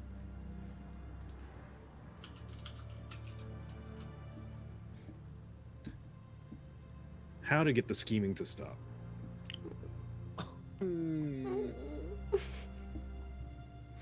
Anyone in particular's scheming? I think in general, like to Solid. another way that could be phrased is how to get the station to a more stable state. How to get Corazon Station to find peace. Yes, Oh. Audience. which in two's opinion is caused by all the scheming, but Yeah. whether that leads to peace in the audience's opinion, up to you. I honestly, I think like we could reel it back to the initial premise of the show. That the cube. deed to the station has been the catalyst for a lot of shit. Mhm. And it could be like, well, once it's found or destroyed or something, like I don't know exactly where to go afterwards. I mean, that's the whole question, right? Like what to Yeah. do with Yeah. it. But it's like, yeah, that could be, hey, there's no turmoil. We have, it's here. Who controls the cube controls the station. Yeah, I disagree. do it. But I mean, here's my alternate pitch. I think that one is very solid. But also, It sucks.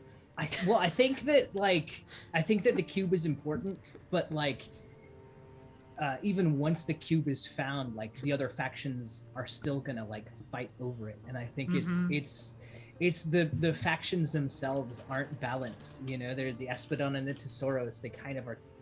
They keep each other in check for now, but there's no one to stop that tension. And I think it's only by either removing them or putting someone stronger or someone else who can be a neutral third party, in the way of them, can Corazon Station stay independent, and peaceful. Someone like Trilax.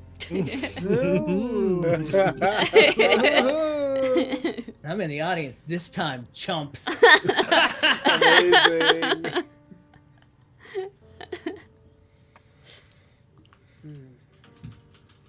Yeah, what to say that hasn't already been said?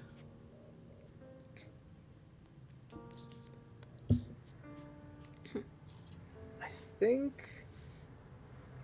Let me know if this is a cop out, but I think like the other thing you could do is just like make the parts of the world that you care about smaller. Like you could not focus on getting peace for the station and just get peace for yourself, right? Ooh. Because like Yeah. the whole station scheming is one thing, Yeah. but you also talk about also like monologued a little bit about like I'm a pawn, I'm being moved around, kind of like everybody else's, right? Like Yeah. how do I stop this? Like I'm tired of But except everyone Kid lying. Day, Princess Mile anyway. So No, I that said could that be too. like I Oh, get no, some yeah. kind of independence, I leave the station, like, whatever. Yeah. Well, again, because we have a split Mhm. jury, we have a Sorry. hung jury. Where does your loyalty lie, Kevin? You know, I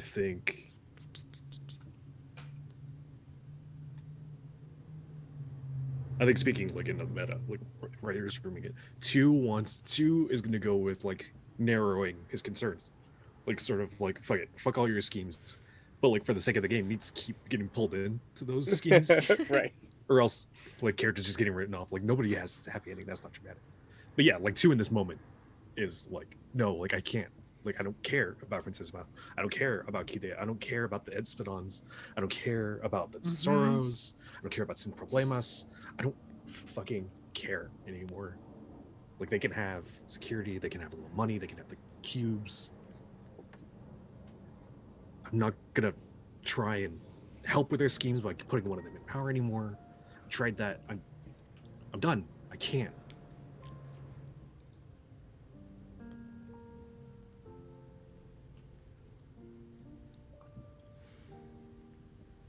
Yeah. You're like, I can't, I'm not going to be pulled around by everyone.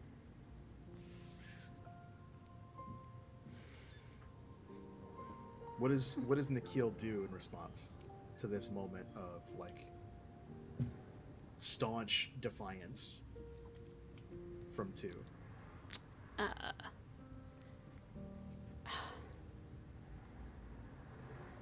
Yeah, I get that. I've been under contract with so many people. It sucks to just be pulled from someone else's goal to somebody else. So I'll ask the question that no one seems to be asking. What is it that you want? And I'll help you with it. Oh my god, I love how I like this is swear. like a mirror of the Yeah. earlier scene. Yeah. Yeah. Because it's in the med bay and everything. Yeah. Oh. If there's something that I can, if there's something that I can give up or stop doing that would make you feel like things are more stable, I'm ready. But you said that. You tried that. And like in two's like sort of eye line goes to your hand, which is like still like no matter how much you cleaned it, still got some blood on it. Still got dried blood on it. Yeah. And it's in the recesses of your arm. No matter how many times you scrub the hand itself, it's still like embedded in the rivulets.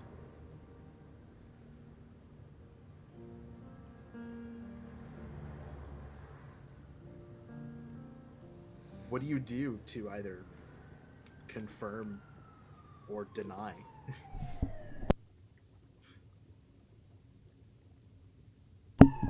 There's a...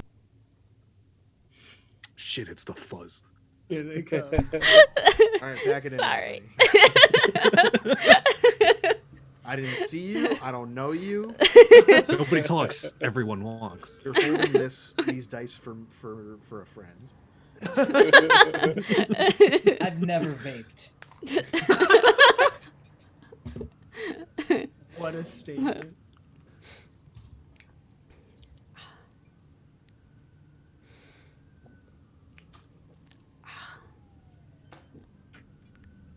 Uh, yeah, honestly, I mean, I can't change what my past has been to, so oh my god. I Your actually past is coming to get you. lands on beyond. No, it sounds like Ambiance good. about Don't it. worry. That's, Well, my that's the jokes. to pull it back, my question is: were you trying to hurt Nikhil with that, or was that more of a statement of fact? I don't think 2 intends to, but like I think that's the way it comes across. Yeah. Like that's Yeah. not the intent, but that's That's the, a strike. the That's a convey. strike. Ooh. Yeah. That would be Yeah. catching Nikhil off guard, I would imagine, Mm-hmm. because you're still like you're hand like wrist deep on the like medical attention and everything, right? So this Mhm. very intimate moment, very tender, and all of a sudden like 2 locks eyes with you and is like, you said that before, and like look what that happened. That doesn't mean shit.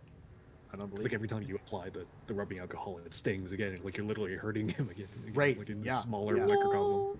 Yeah. Like, while Somebody you're trying worked to a help, whole you're week causing harm. was like they're gonna understand the metaphor every time this happens in the script. Has Nikhil just wronged 2? I don't think so. Not like just wronged. I think it's just Yeah. a holistic. Sort of It's a past pain. Yeah. Yeah. It's an old wound. Are you in over your head right now?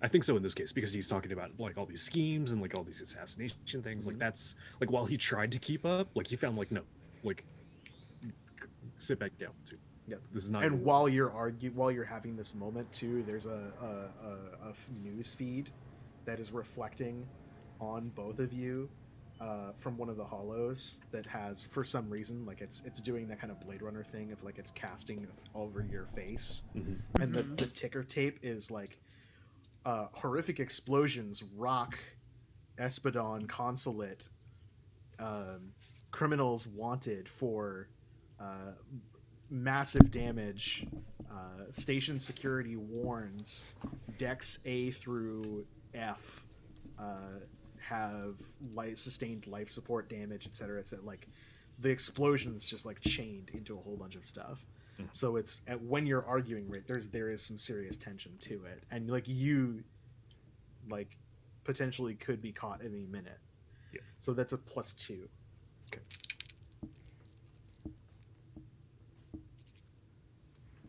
Oh, that's a 6. Oh. Oh. Oh. And this doesn't count as strengthening your relationship, probably. I wish I could put you over.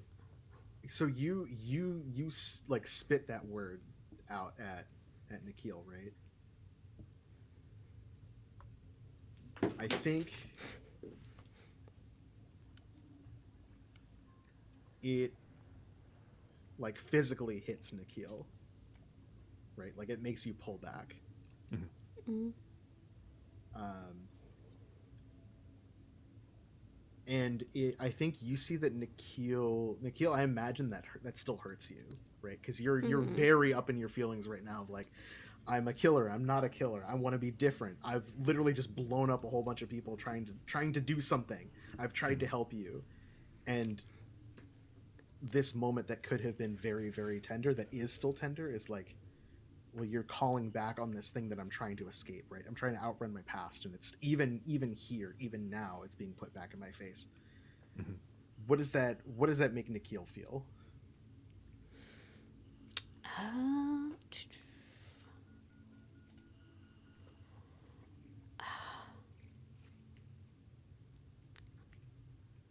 I think she's kind of teetering between like kind of on the cusp of like either just getting really angry or just like really hopeless about it, because she's like, this question keeps coming back, and I feel like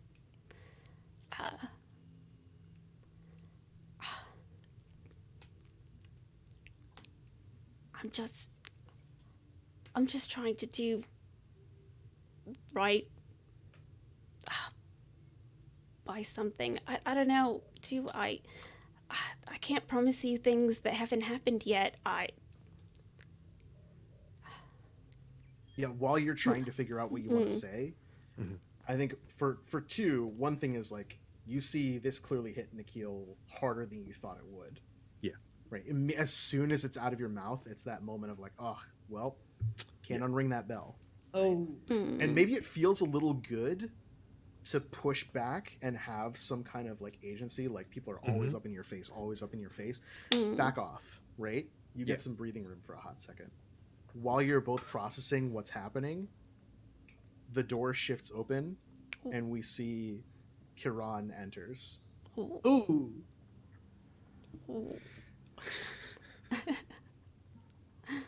Ooh. Oh, what's my... How grand is this entrance? Ooh. I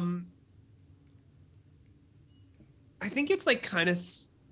It's not like, wham, hey, y'all. I think it's more like... Actually, no, fuck it. I guess it's kind of like the door opens and Karen walks in and is like... what was the name of the doctor, JR? Dr. Gonzalez. Dr. Gonzalez. Oh, yeah. Dr. Gonzalez told me that two new patients were checked in. And I don't remember, and I was like, that can't be right. We don't have any patients left. And I was like, who's stupid enough to come back to the place where they died after doing something so bold? I guess I was right. What's going on over here? Karen just kind of walks up. Nikhil is just like, as soon as he walked in, just like frozen, like about to apply a little more, whatever, and it's just kind of like holding it in place and looking at you. Looking at Kiran or looking at Tu? Looking at Kiran. Yeah. And then probably slowly looking back at Tu to gauge your reaction. I think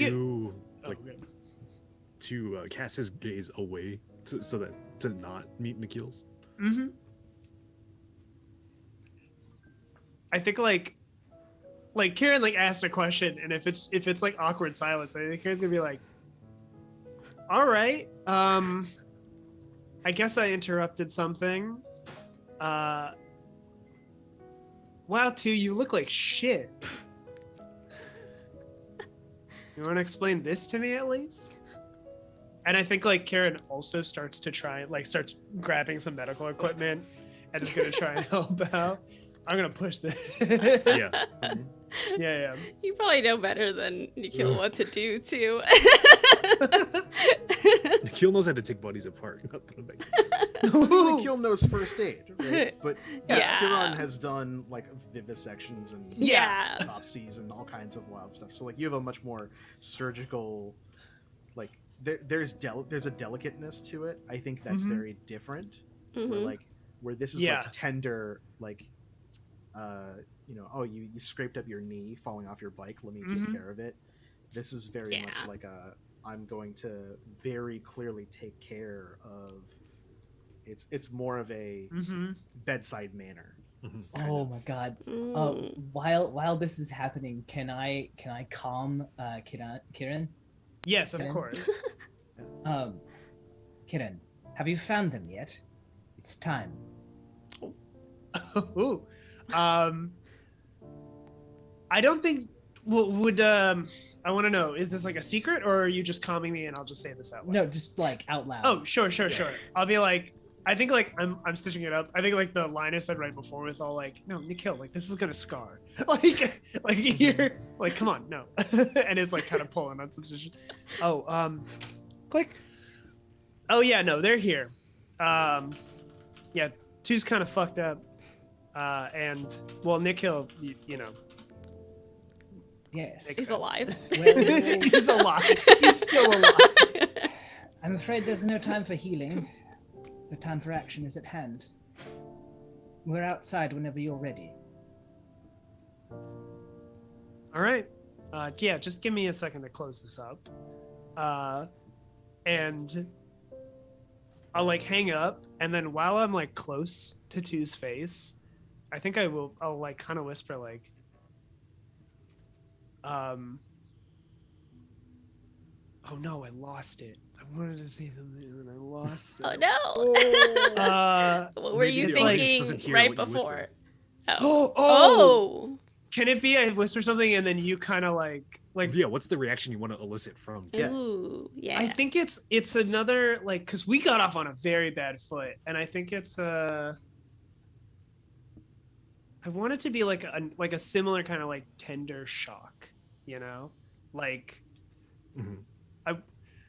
because we have a love triangle, so like it's something that like you like aren't expecting, like affection to come from me. Yeah. And then It softens your heart expression. yeah. I think Like to put while a little things were tense between you and Nikhil, like I said one thing and then like you kind of ease up. Yeah, and like there's like a very like slight blush, like that you can pick up under makeup and stuff. And to throw in another detail there, like Two will look like sort of instinctively look at Nikhil, but like sort of feel a little ashamed about it, and, like that. Oh. And then like sort of casts his gaze back at Kiran, and says, "If you two need to go, that's go." And I think I'll be like, no, Two. We all need to go. We're all going. So, and I think I'll like I just spent a bunch of time like patching you up, but I think I'll give you like a pat on the cheek and it like stings a bit. And I'm like, so chop, chop, buddy, let's go. Yeah. And I think where we cut is you turn on your heel in your immaculate outfit of whatever you're wearing, right, and go to leave. I think Nikhil follows, and we're left with Two in this room with the feed of what happened at the Espedon consulate on this screen, just like sitting in front of it as it rambles by, and then cuts back to Two, like slow front-facing shot of Two, slowly advancing on the face as they contemplate what their next move is. And that's where we're gonna cut for tonight. Thank you once again for joining us for another episode of Corazon Station. It is a delight to play this game with everybody every week, and to see where the drama goes and all these moments of romance and anger and frustration. Just a grand old time. Love to chew the scenery. We hope that you're enjoying it too. If you have fun theories about what's going on, or your headcanons or fan art or anything like that, we love to see it. We love hearing from y'all. You can tweet at us with the hashtag AllNerdsHere or AllDisastersHere, and it'll get to us. So please keep sending us some love. It really gives us life. We are going to go around and say where people can find us on the internet if we have anything coming up in the immediate future real quick. And then we're going to throw some love to somebody else on the internet, so we can keep the hype train rolling. So let's start, as we do, with Rue. It's me. I'm Rue. You can follow me on Twitter at CherryDrop. I'm the producer here, and also for Valor Live every other Saturday, including this one. Also a writer on the upcoming Unbreakable Revolution, and also setting for Grasping Nettles, and a cast member at the Musafirs podcast. And last week I released a new game called Kick Rocks. If you want to go check it out, you can go look at the link to my itch page. I will possibly be updating it with some new stuff. But yeah, that'll be it. Go check out Kick Rocks. It's very cool. Very good game. Very cool. We get Alex. Hi everyone, I'm Alex. You can find me on Twitter at a Fractal Dragon, or I design games at fractaldragon.itch.io. I'm also going to be on Chimera Cape and Blade tomorrow, where we are going to have some more fun shenanigans with my living statue blacksmith, trying to figure out what is going on with her creator. And I am also on the Forever GM podcast. We're playing End of the World right now. And we just are putting out some new episodes for Unplaytested, my game design podcast. So check that out as well. Spicy, spicy. We got Viditya.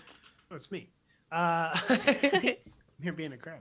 Hey, everybody. I've been Viditya, and okay, I was going to say my pronouns.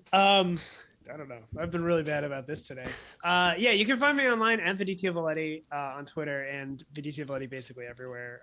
Go check out my games at vidityavaletti.itch.io. I just pretty recently released a community created and driven trading card game called Basic TCG. You should go check it out. There's currently a game jam going on for it, just to like get people to make content for it, because what is a community created project without a community to create for it? So please go check that out. It's really fun and people have been making some cool things. Other than that, Odd Jobs, yeah. Yay. Well, I'll let Kevin talk about Odd Jobs. Oh, we said no odd job. Oh. Jaws only. I'll let my good friend Kevin talk about Odd Jobs, because I don't actually think I have much else to plug. God, I feel bad if I'm forgetting something. No, I don't think I have anything else to plug. Cool. We got JR. Hey, it's me. I'm JR. I am here on the internet all the time. You can find the RPGs articles that I write at Bell of Lost Souls. You can also find me on All Nerds Here's highlight reel in episodes of Corazon Station, which you should check out because I think it's great.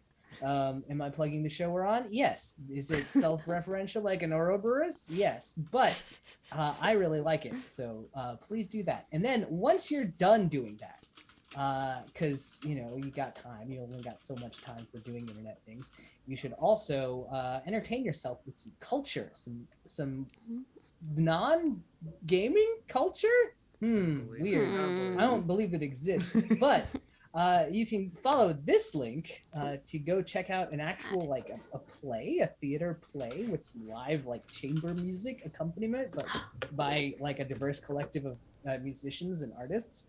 This play is put on by Density 512 and American Berserk Theater collaborating together, which is a collective of just the most diverse kinds of creators that you can find in Austin, Texas. There are lots of people and of color on the design team, from the executive team on down.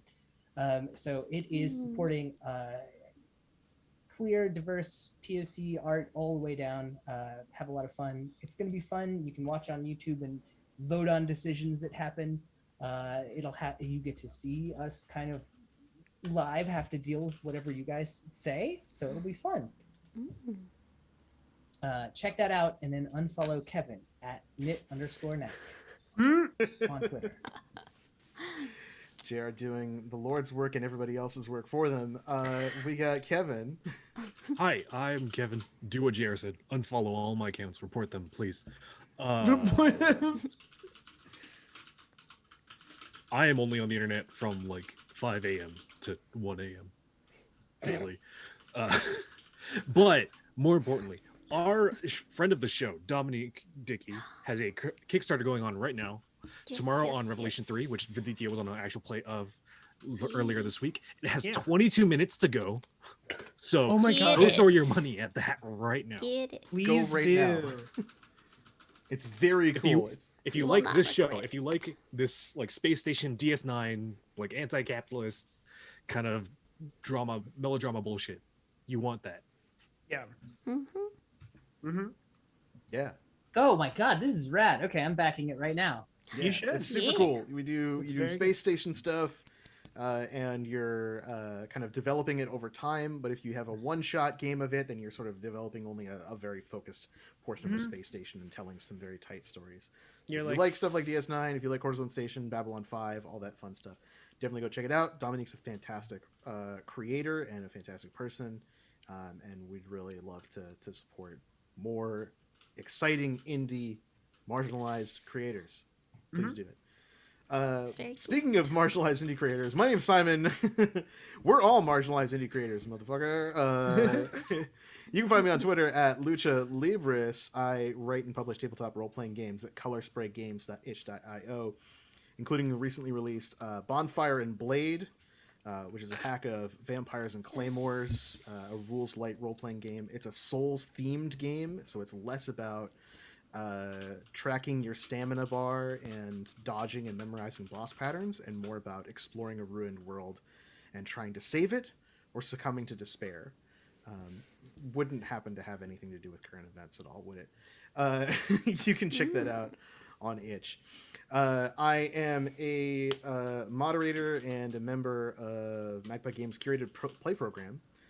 If you go to magpiegames.com/curated-play, you can get linked up with people playing games like Masks and Bluebeard's Bride, and the upcoming Root role-playing game, which you'll see my name in a little bit very soon. Very excited about that. But also coming up next week in the Magpie world, there's going to be a flash sale on the web store from Thursday to Sunday because it's the 10th anniversary for Magpie Games. So if you want to get some games like this, or other fantastic stuff, go check that out. There will be it's like up to 70% off all kinds of stuff. It's the last chance to get first edition of Urban Shadows. What? Mark your calendars. April 15th through the 18th. If you are on the Magpie server as well, you can get linked up with some games. There's going to be some volunteer games of all kinds of stuff in the catalog. Including old stuff like Our Last Best Hope, and some of the Chaos Worlds for Dungeon World, among other things, which is kind of cool. But I'll be doing a panel on Sunday, the 18th, at 8 o'clock Eastern, 6 p.m. Eastern, with CPP GMs Lily Sparks and Landon from St. Fleur Podcast on how to be a good PBTA GM. So if you're a community member over there, go check it out. If you're not, consider joining and checking it out. Love to see you there. And last but not least, right now, I am a voice actor for the Penumbra Podcast, which is a queer sci-fi and fantasy audio drama. If you want to hear yourself represented in the stories, that's at the Penumbra Pod on Twitter, thepenumbrapodcast.com, and available wherever fine podcasts are downloaded. That's it for us. Come back, I would say normally come back on Sunday for Sunflower Street Plays for the Dungeon, where we play RPGs as puppets who are playing characters. It's very meta. But we're going to be on hiatus for this Sunday and the next one while people have various life events and things going on. So come back in like 3 weeks. Don't worry about it. Follow us on Twitter at All Nerds Here, and you'll get scheduling updates for that. That'll be perfect. By the time we're done, you'll just have some Sunflower Street to carry you through and keep the ANH flame alive in your heart. Yeah. Exactly. Go say suppets to those buppets. Say suppets to those buppets. That's the best phrase that I've heard in a long time. Thank you, Kevin, for that last week. Gave me life. We are going to be throwing some love to friend of the show, Kupo Knight, who is streaming again. It's always a good time when we hang out with Kupo Knight. Please go give them some love. They are checking out My Time at Portia, which is sort of like a Stardew Valley type game of exploring and farming in a kind of magical community. There's some like kind of steampunky stuff. There's some crops and animals and critters and crafting. It seems neat. I've seen it. I'm looking forward to hearing some commentary about it. So stick with us as we throw a raid that way. Get your emotes out if you have them. If not, just throw them some love. Give them a follow if you haven't already. Maybe even subscribe. And thank you once again for joining us for Corazon Station. As we say every week, we want to remind you, Black lives still matter. Get that Asian hate out of here. Support trans folks. Support trans kids. Fuck cops. Be good to yourselves. Stay healthy. Get vaccinated and wear a mask. West fucking sucks. See you next week for more golden aphorisms. Kupo for Kupo nuts. Kupo for Kupo nuts. Nuts. We're Kupo for Kupo nuts. What do you guys think I want about that Lobot? inch. You think Lobot's Kupo Oh, for Kupo no. nuts? I think Lobot is Koopa for Koopa.